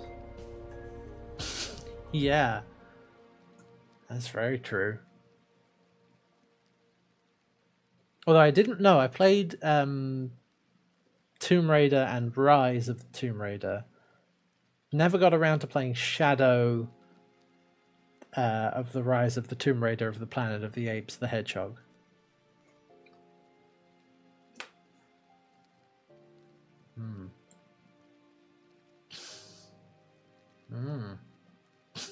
No, it's not good.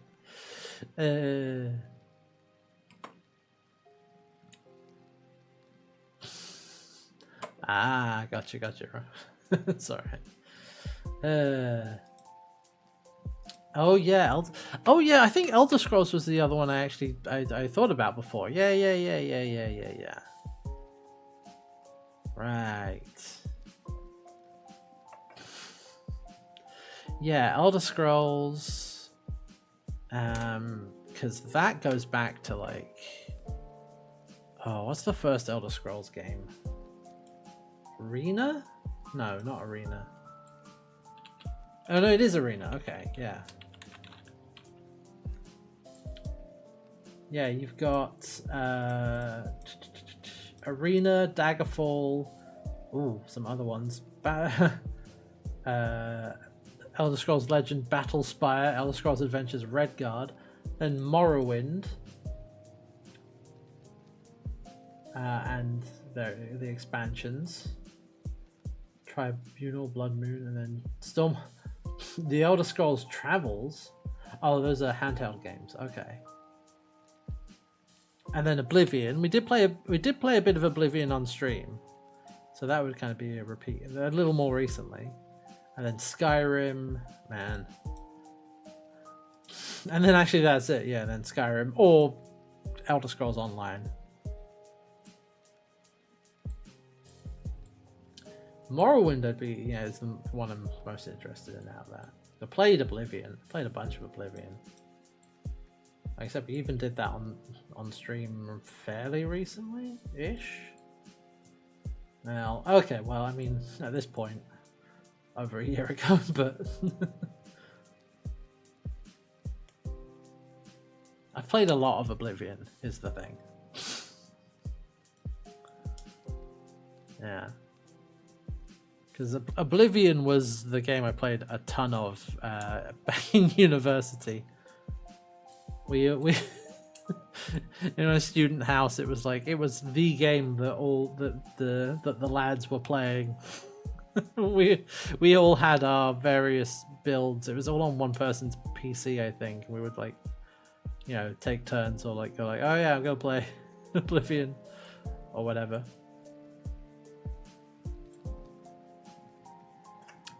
And I spent so much time in that game, and I never did the main plot. And that's what we tried to do on stream. Like when I did it on stream last year, I think it was last year. It might have been a bit earlier. I was like, oh, I'll actually do the main plot for a bit, but I think I just got tired of it. And it's like, oh, right, this is why I didn't do the main plot, because it sucks. It's not good.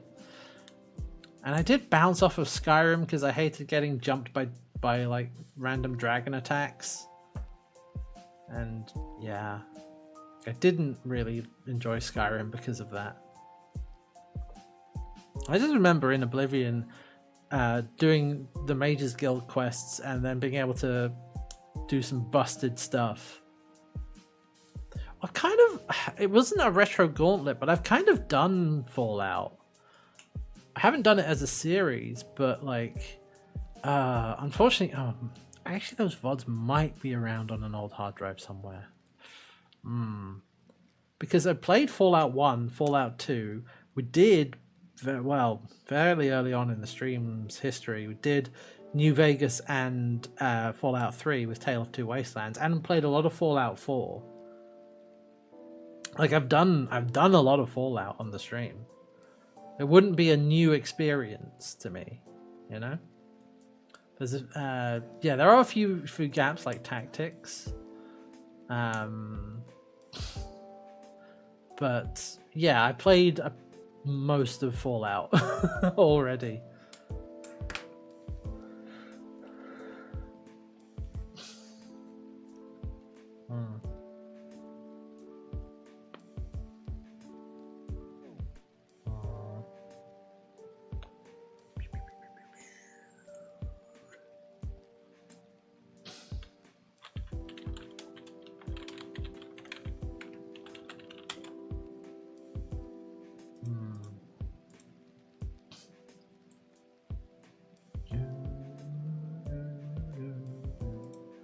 Ooh, actually, Castlevania is a good one.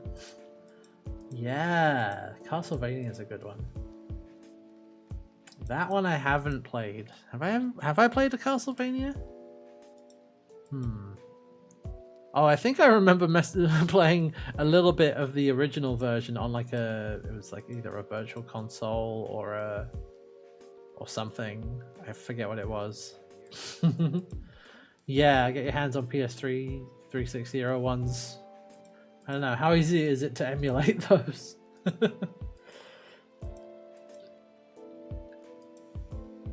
Yeah.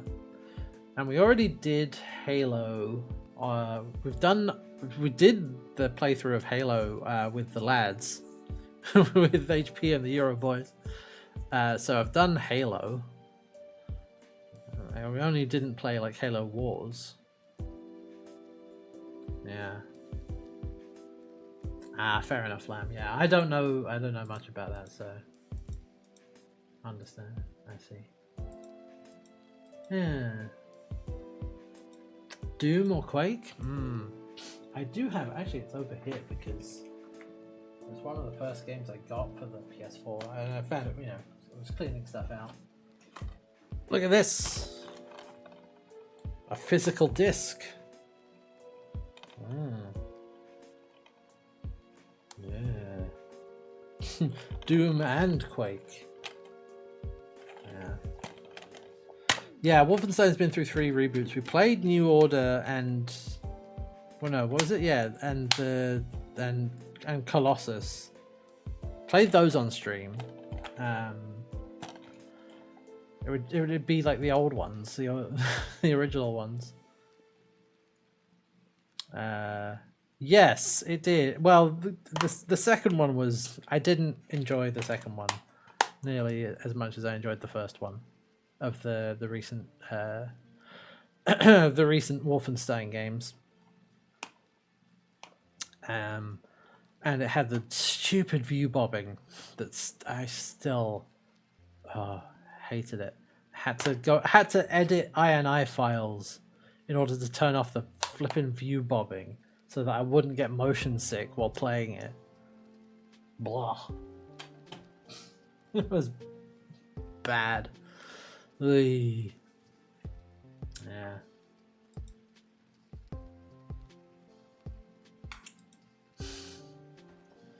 Man, I'm just looking through top video game franchises. Let's see.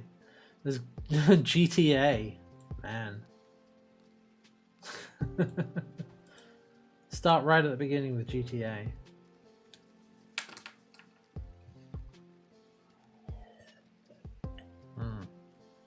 Castlevania.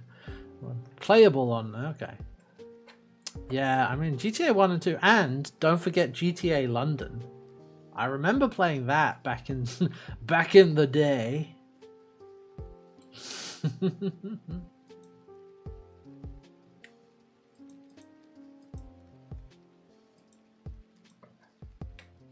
Yeah. That was the game, wasn't it? Yes. Right, yeah. Driving incident. Oh god. Oh no.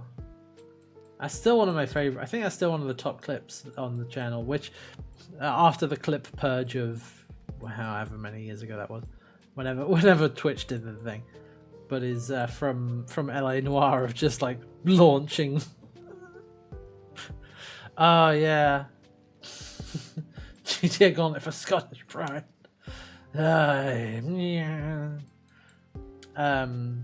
Yeah, it was LA Noire and Watch Dogs with just like... That's true, Moose has been playing through at least I think San Andreas. Yeah, GTA Gauntlet, yeah.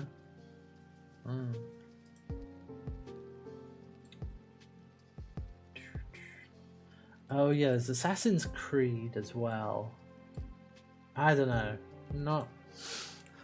I'm not really... I've played a few Assassin's Creed games. The one I enjoyed the most was Odyssey, but I got tired of that. Oh, God. Because Odyssey is one of the, maybe the most, like, Ubisoft games. Prince of Persia, yeah. Oh, okay, here's a big one that I've not played as well. Resident Evil. Resident Evil.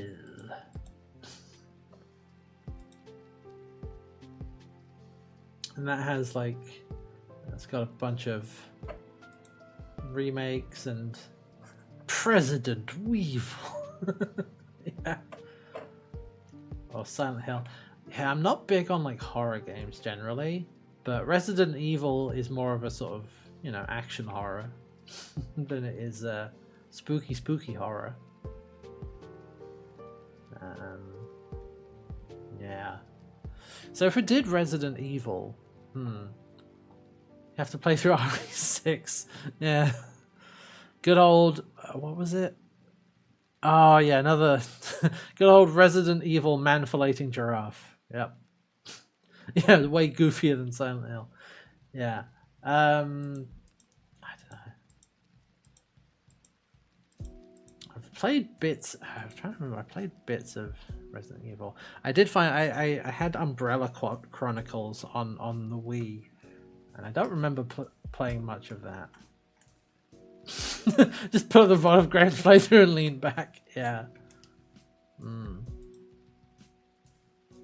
Yeah, if we did Resident Evil, so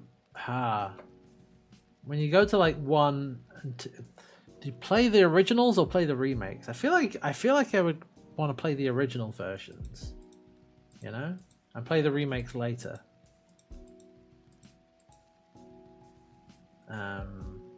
Kind of like Final Fantasy VII. Alright, that's another thing actually. That's another thing. When we get to 16, when we finish 16,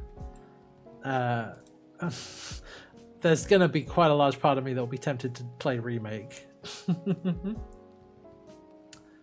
Right, there's the remastered, yeah. Yeah, I guess I mean like whatever version of the original, because yeah, for the RE2 and RE3 remakes are very different. Yeah, I know that much. Yeah, but there are the sort of remasters. Yeah, play the originals with, you know, tank controls and whatever. I did see that someone was it the RE2 remake? The RE2 remake. Someone has now modded it so that you can play it with a fixed camera and tank controls, which is, yeah. Yeah, 16 is a way off, but I'll need some hardware for that. I need a PS5 for that. I don't have one. I haven't needed one up until this point. So. RE1 remake is quite interesting. It's one of the last modern 3D games with pre-rendered backgrounds. Ooh, interesting. Right. Yeah.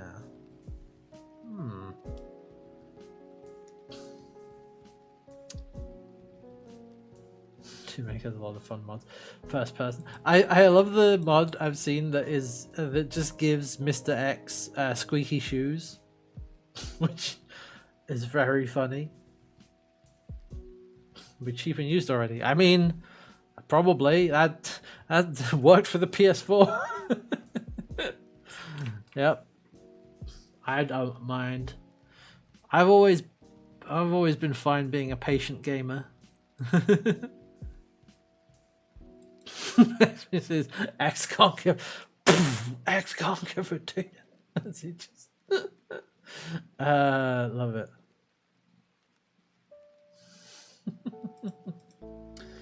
Yeah, man.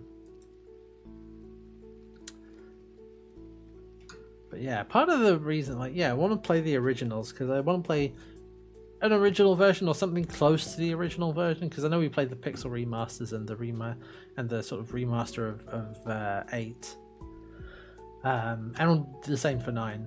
I get there, but yeah. Because that's part of the interest in it, is like seeing how the games have evolved over time, and so you want to go back and play the original version. Yeah, that's the thing. That's true, Lamb. I don't like horror games. I don't do very well with them. I've tried playing them in the past, and I just like, nope, we have to stop. It's bad. Nope, God, can't take much of it. I remember playing Alien Isolation. That was intense. And I've seen RE7, and absolutely fuck that. No. I've seen some playthroughs of RE7, and I'm like, nope. No, thank you. No, thank you. Um,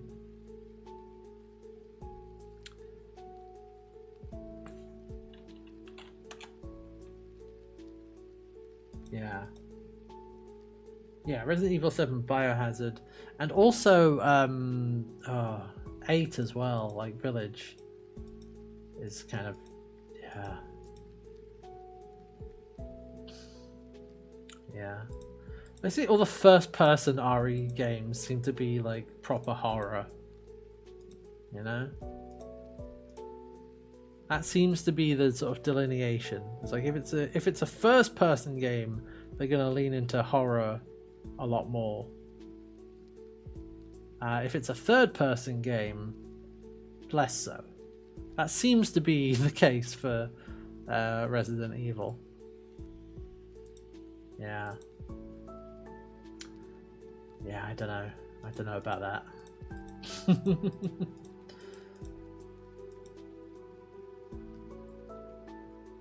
It's also like, just because of the way my brain works as well, though, I'm just like, if I start on this series, I just go, oh, if I start this series, I have to play all of them. And it's like, oh, you could skip. It's like, no, I have to play all of them. It's like, you don't have to. Yes, no, I do. Yeah. But yeah, other ones we've talked about. Let's see. Well, you know, like Zelda's a good one. Castlevania, yeah.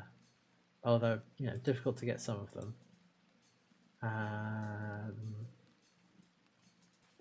Metal Gear.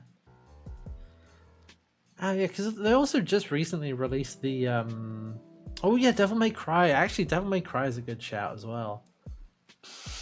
But they just released the collection or whatever it is, the Metal Gear Solid Triangle. I don't know what I heard kind of mixed things about like the remakes in that. You know.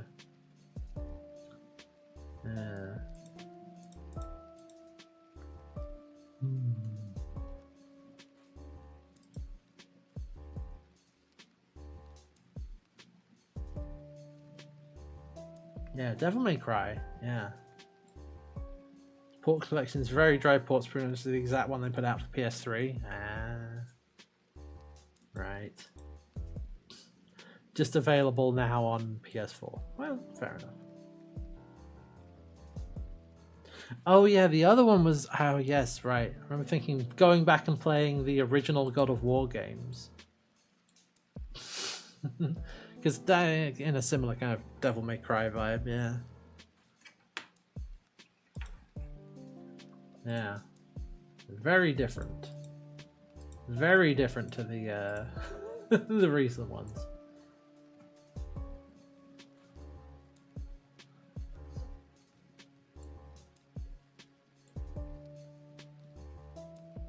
Yeah. There's some good options here. But yeah, honestly, I think this is a good, you know. What about Soulsborne? I mean, have I done all of them? The only one I haven't done is Demon's Souls. And I didn't. I played Dark Souls. Played some of Dark Souls 2. I never finished Dark Souls 2 because I didn't enjoy it. We played through Dark Souls 3, and even did that on stream, and all of Bloodborne, and a fair amount of Sekiro. So I've played all of the Soulsborne games except for Demon's Souls. So yeah. Oh, and Elden Ring. Also played Elden Ring, of course. Of course. So yeah, we've already played almost all of them. And it's not technically a FromSoft Soulsborne game, but we played Lies of P as well. Yeah. Pretty well versed in that series, I would say.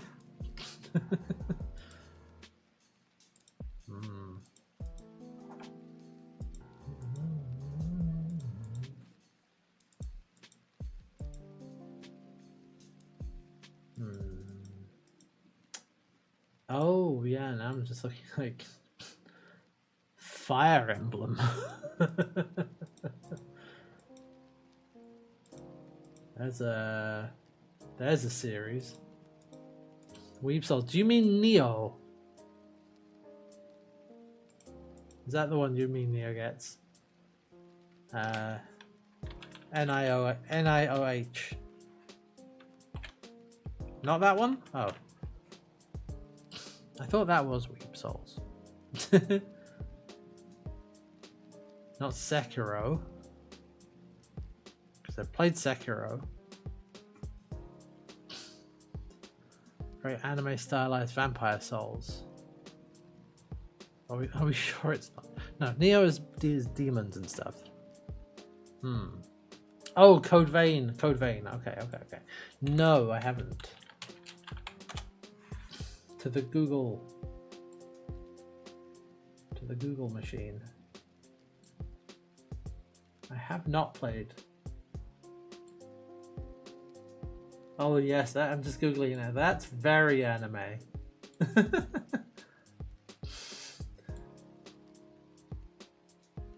That's extremely anime.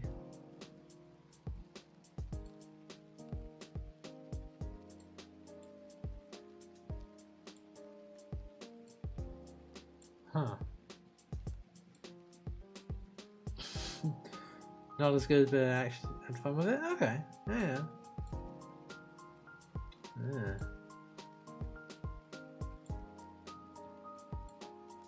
Oh, you got character creation, and you got. Okay. Yeah. Interesting. Maybe. Oh yeah, other classic JRPGs like Dragon Quest, Phantasy Star, Star Ocean, Shin Megami Tensei. Right. Yeah. I think after being done with Final Fantasy, I want to swap to a different. Well, okay.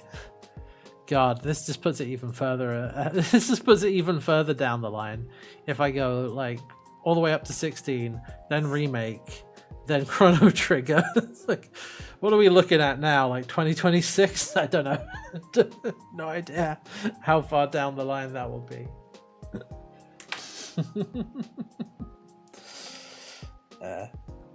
It's all right. Yeah, Dragon Quest. Final Fantasy streamer, no. I mean, that's what I basically have been for the last year, almost, more or less. But I'm like, no, I'm a variety streamer, just not right now. It's not gonna be. There will come a point where it's not Final Fantasy anymore. There will come a point when we stop, when I'm done.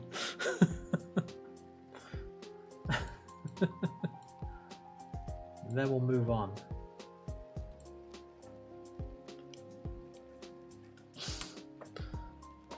But there's not that much variety, yeah.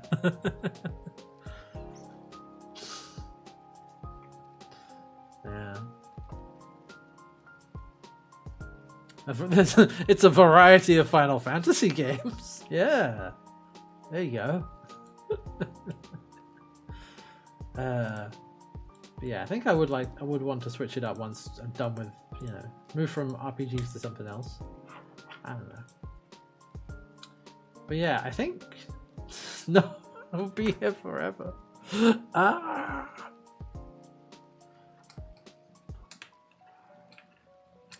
But yeah, I think there was definitely a period of time, like part of the reason set this up essentially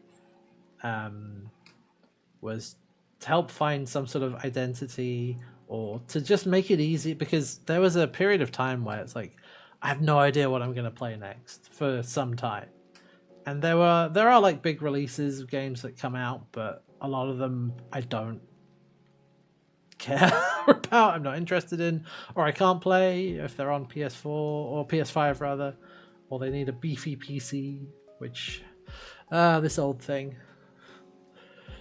it's doing its best. It's doing its best. And so there was a lot of like floundering about, like, because man, okay, to go back, like there was a focus on space games for a while very early on. Don't go for PS5. I have, but let me. I was gonna, but let me stick all of this shit on eBay first.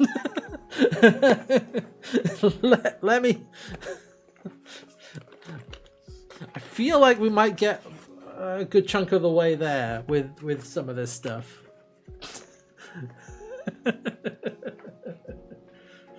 That's the thing. I was like, should I? But considering that. Oh, no worries, Rob. It's all good. Thanks for dropping by. Have a good one.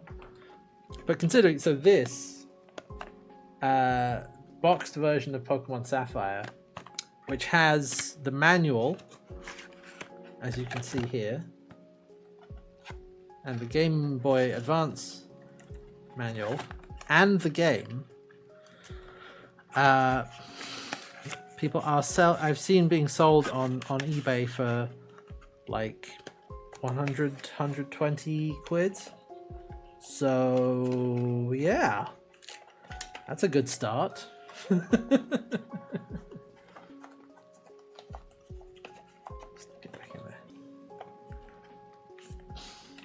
So see about selling some of this stuff. Go some way to getting a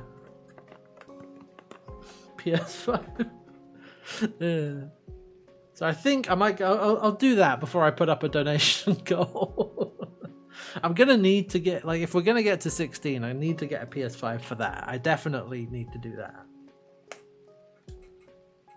And there are a bunch of other things on there that would be good.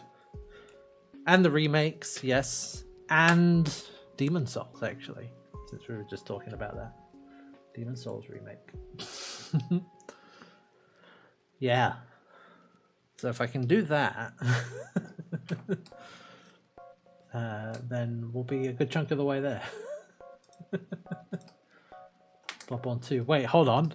Wait, what? Huh? Wait a second.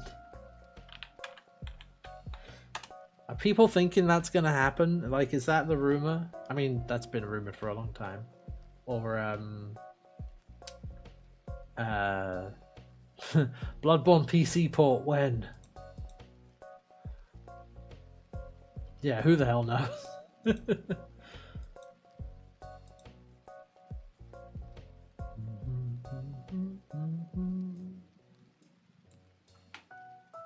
There it is.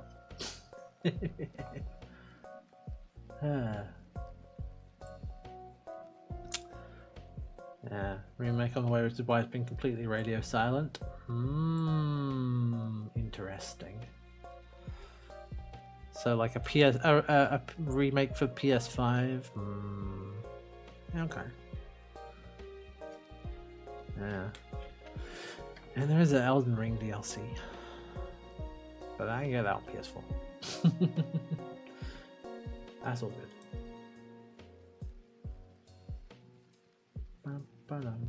Oh yeah, and the Horizon DLC, I can finally experience clouds. Yeah.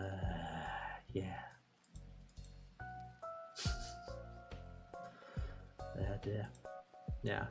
But yeah, it would be a good thing to get.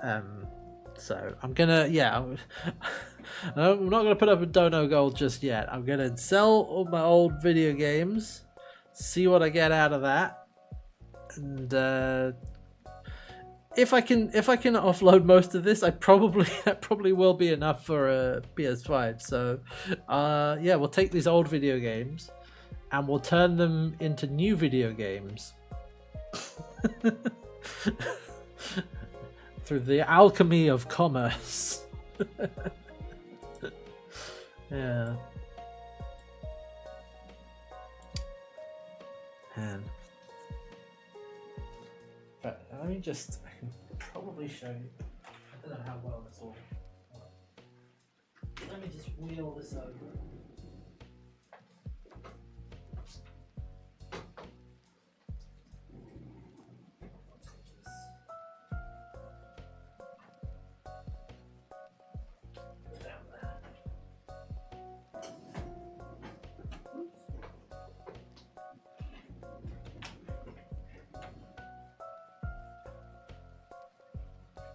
Yeah, probably can't see that too well. Oh no, yeah. Behold my stuff. Look at this stack of N64 games. Look, Ocarina of Time, snowboarding, Rogue Squadron, all this old crap.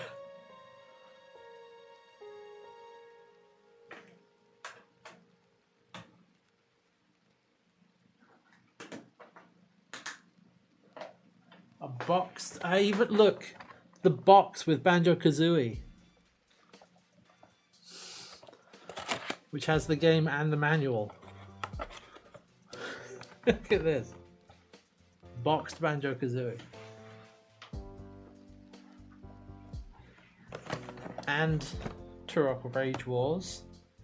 Look at that. Shiny.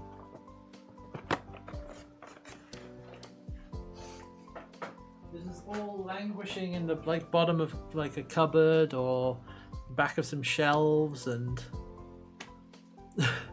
let's hear it, Lamb. What is this joke nobody will get? So look at this. Game Boy camera. He has the box. The box. The box.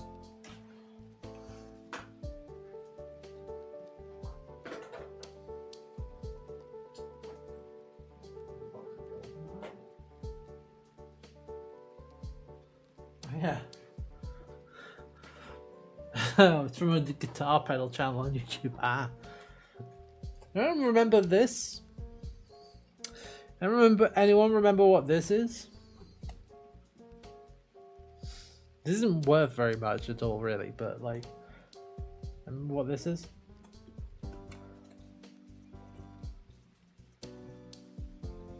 It is. Hold on. Figure it out. Come on.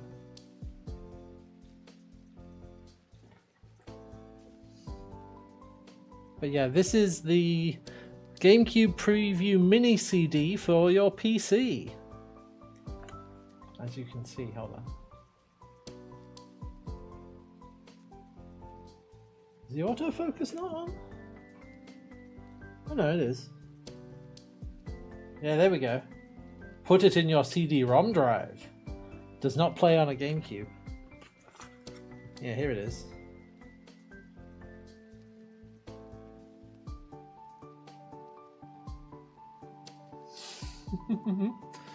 Yeah, PS2 demo disc. Yeah, I don't think the GameCube one. I looked it up and it was like maybe a tenner, maybe. Not bad for this, particularly with the cardboard slipcase, but you know, not like super valuable. Yeah. But like some of the N64 games, particularly if you have the box, can be pretty good. So aside from the stuff I showed you there and the pile of GameCube games, there's also a lot of this stuff. Yeah. and also this, which no, that's not really worth. It's not worth anything. But I also have this. Yeah.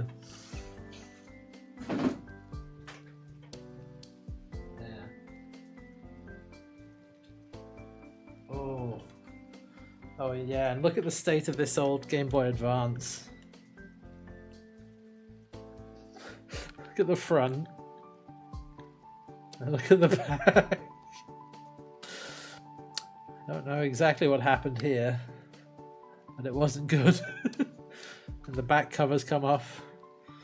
Ugh. Still, get some batteries and I can use it to test the Game Boy Advance games. Maybe.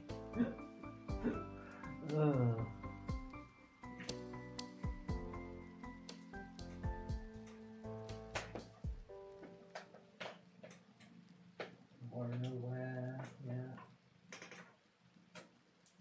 0.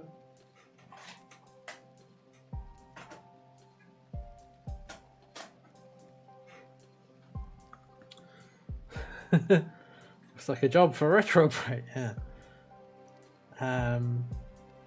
But you got DK64. So I looked up on like the price checking websites. It's like, how much for DK64? And I briefly got very excited, but there is a version, if you can get the one that has where the sticker has not for resale on it, it's super rare. So hold on, let's have a look. Donkey Kong 64. Yeah, the rental versions. Yeah, the not for, yes, if you yeah, if you have a not for resale rental version, according to pricecharting.com, it's over it's almost $2,000. It's like $1,700 according.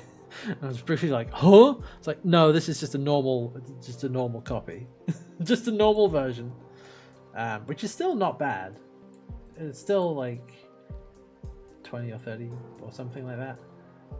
If you have the box, it's more. But like, Jesus. Briefly got very excited. Yeah. There might be more boxes elsewhere is the thing. Because there might be more hiding somewhere. Because if you can get it in the box with the manual, that's even more. Yeah. So I don't know. At some point, I may. The reprint version, the original was yellow. Maybe it might be. Yeah, you might be right. Not for resale, yellow. No. Ah. Yeah.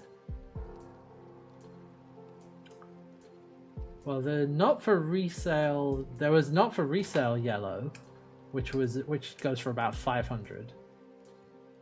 Yeah. And oh, there was also there was the transparent green N64, which was the Donkey Kong DK64 exclude, the system.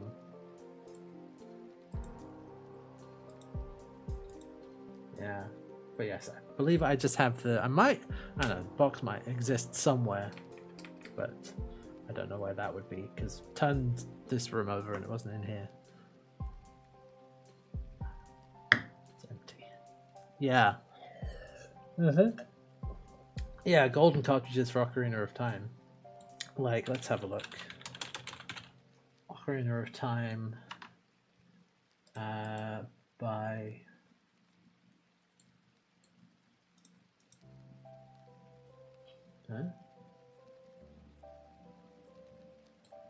Filter by console. Well, let's look at PAL. The collector's edition, right? Yeah. Or should I just look for N64? Yeah, it does. Yeah, basically, like, if you can have the ones that are not for resale, they're big bucks. That's a lot of money, but once they go through all of this, we'll use magic powers to turn all of these into a PS5 probably.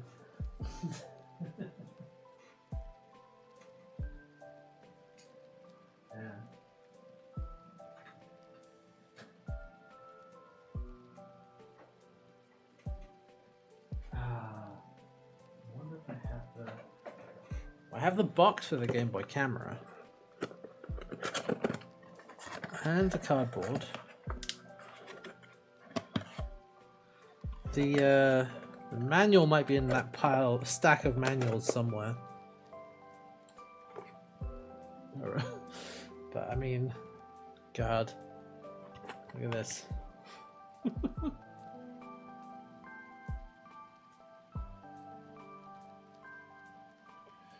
Never had the printer, but did have the camera.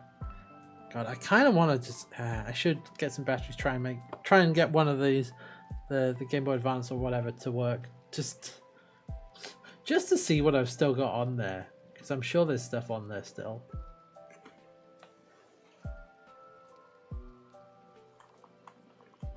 Yeah.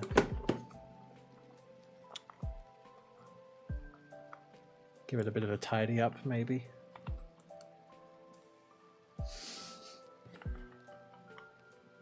Yeah. 100 Gex fan mouth watering to get their hands on that camera. Yeah. Let me have a look. Game Boy camera.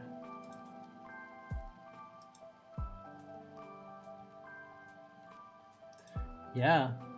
The blue one, which is the one I have. Blue boxed.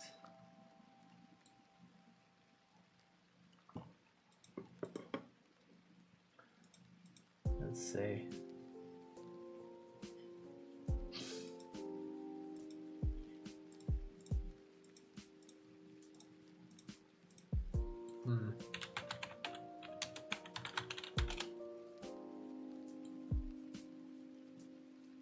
Oh, I see.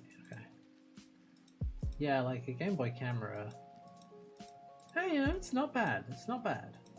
It's pretty good. But yeah. 100 Gex shows people as some sort of ironic nostalgia thing, bring Game Boys with Game Boy cameras and DSs to take photos instead of phones. Oh, I love that. That's great. Oh right, it was blue. You could get different coloured ones. You could get red ones as well. Yeah.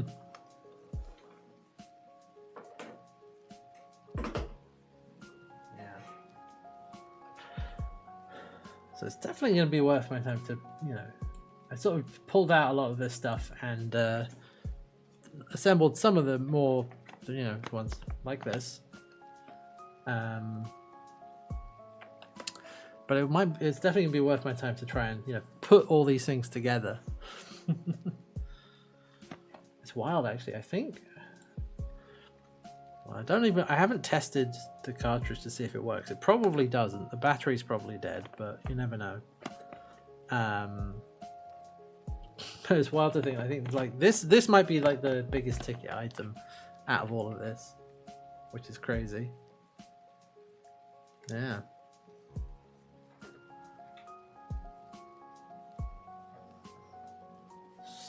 Just worth cleaning everything out. Yeah. Is that other?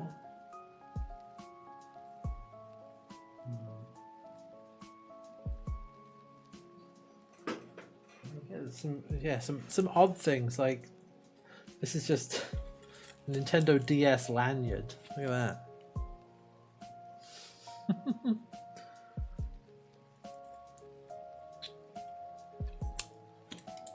Not that I have much use for a lanyard. All this random crap. Yeah.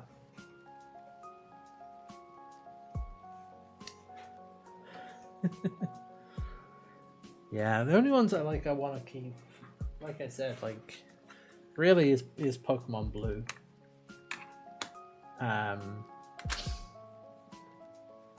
Because that one has sentimental value. I mean, some of these other ones do a bit, but I'm prepared to part with them, as it were.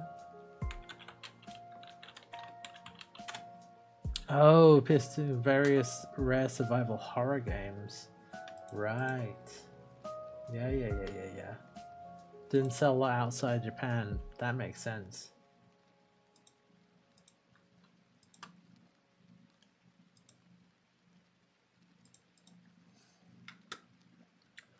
But like this definitely has a special place because this was one of the early games I remember playing.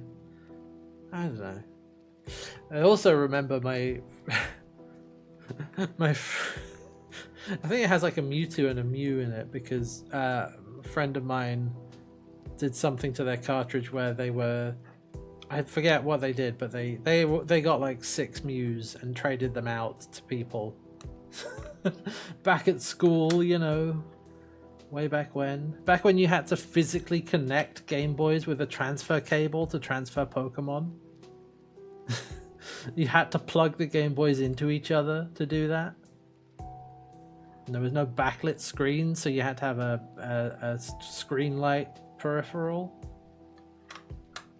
Oh, damn. $400 with the case. Yeah, jeez. I was so surprised when I don't know. I don't know if the save is still there. I don't know if it is. I haven't checked. However,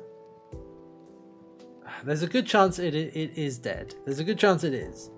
However, a few years ago, I think I found that I was able to plug it in and it was still okay.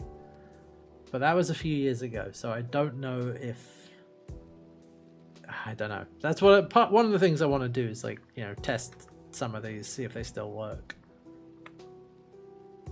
Because that's an important thing. If you're gonna, you know, it will add value if you can prove that they have been tested and that they actually still work, or you swap out the battery. Yeah, I don't know. If it's still there, you can dump the ROM to save your old file. Interesting. Yeah. But like I said, this one I kind of want to hold on to for a while, you know. I think I'll be okay with the rest with the rest of this, unless I, you know, really need to. But yeah.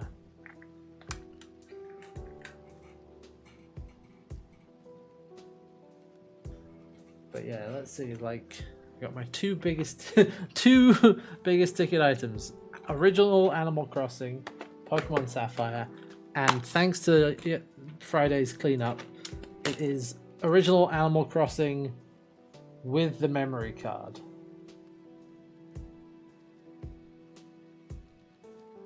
A little bit scuffed, but enough of it is there that it is proof, you know?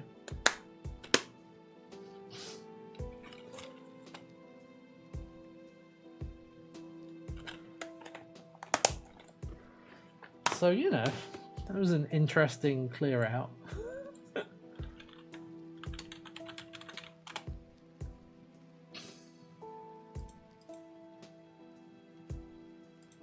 Yeah.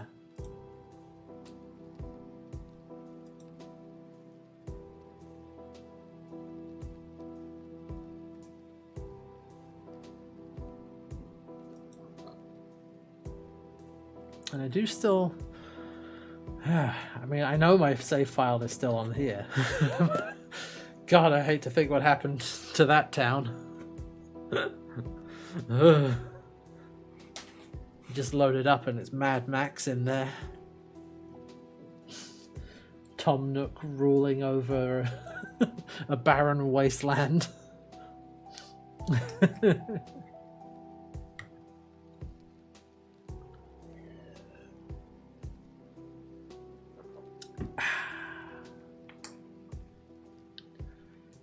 Yeah.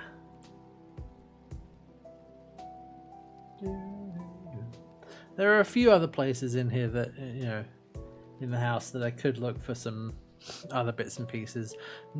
Most notably, I want to try and see if I can find if we threw out the cardboard boxes for some of the N64 games. I think some of them did either fall apart or get thrown out some time ago, which was understandable at the time, so not too miffed about it.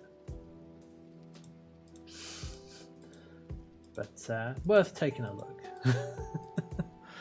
So yeah, we'll set that up. But beyond just like thinking of selling them and whatever, it's just like proper dive down memory lane of like, oh god, remember this? Remember this? Remember this? Ah!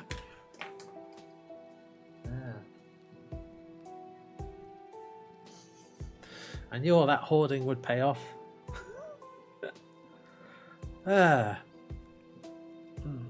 Okay, what time is it? It is 8 o'clock.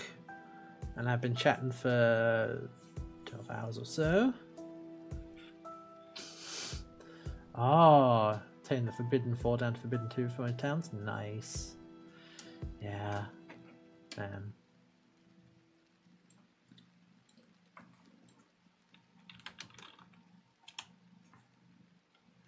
Yeah. But I think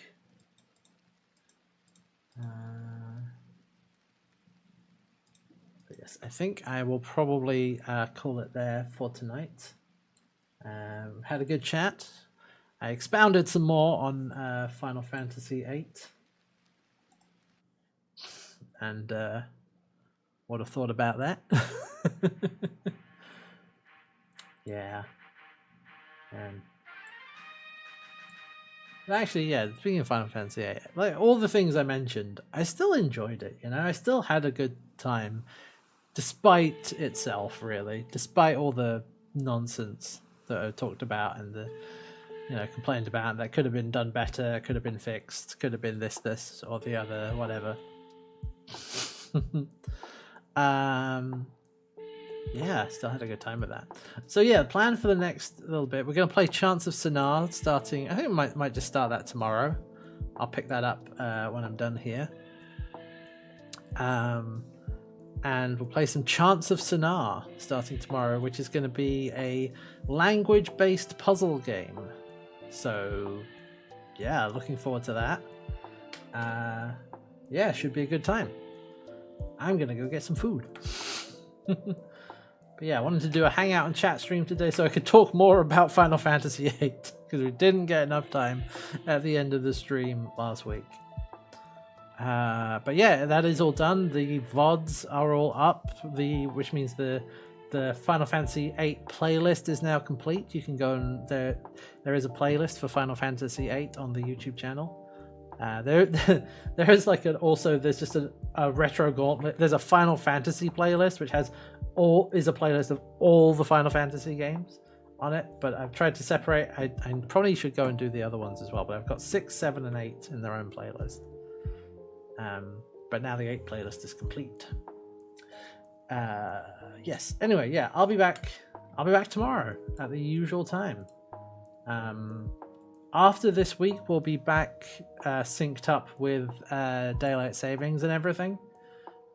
So just something to keep in mind for next week. Yeah. Oh, and speaking of VODs, let me do the thing. Nightbot. Nightbot. There we go. And don't forget the store if you want to get some merch to help support the stream and the socials and the Hats chat. There you go. All right, those are all the links. Thanks for watching, everybody. Hope you have a good week. I'll be back tomorrow, as I said, with some Chants of Sennaar. All right, take care, everybody. Good game. Good game. Good game. Good game. Bye.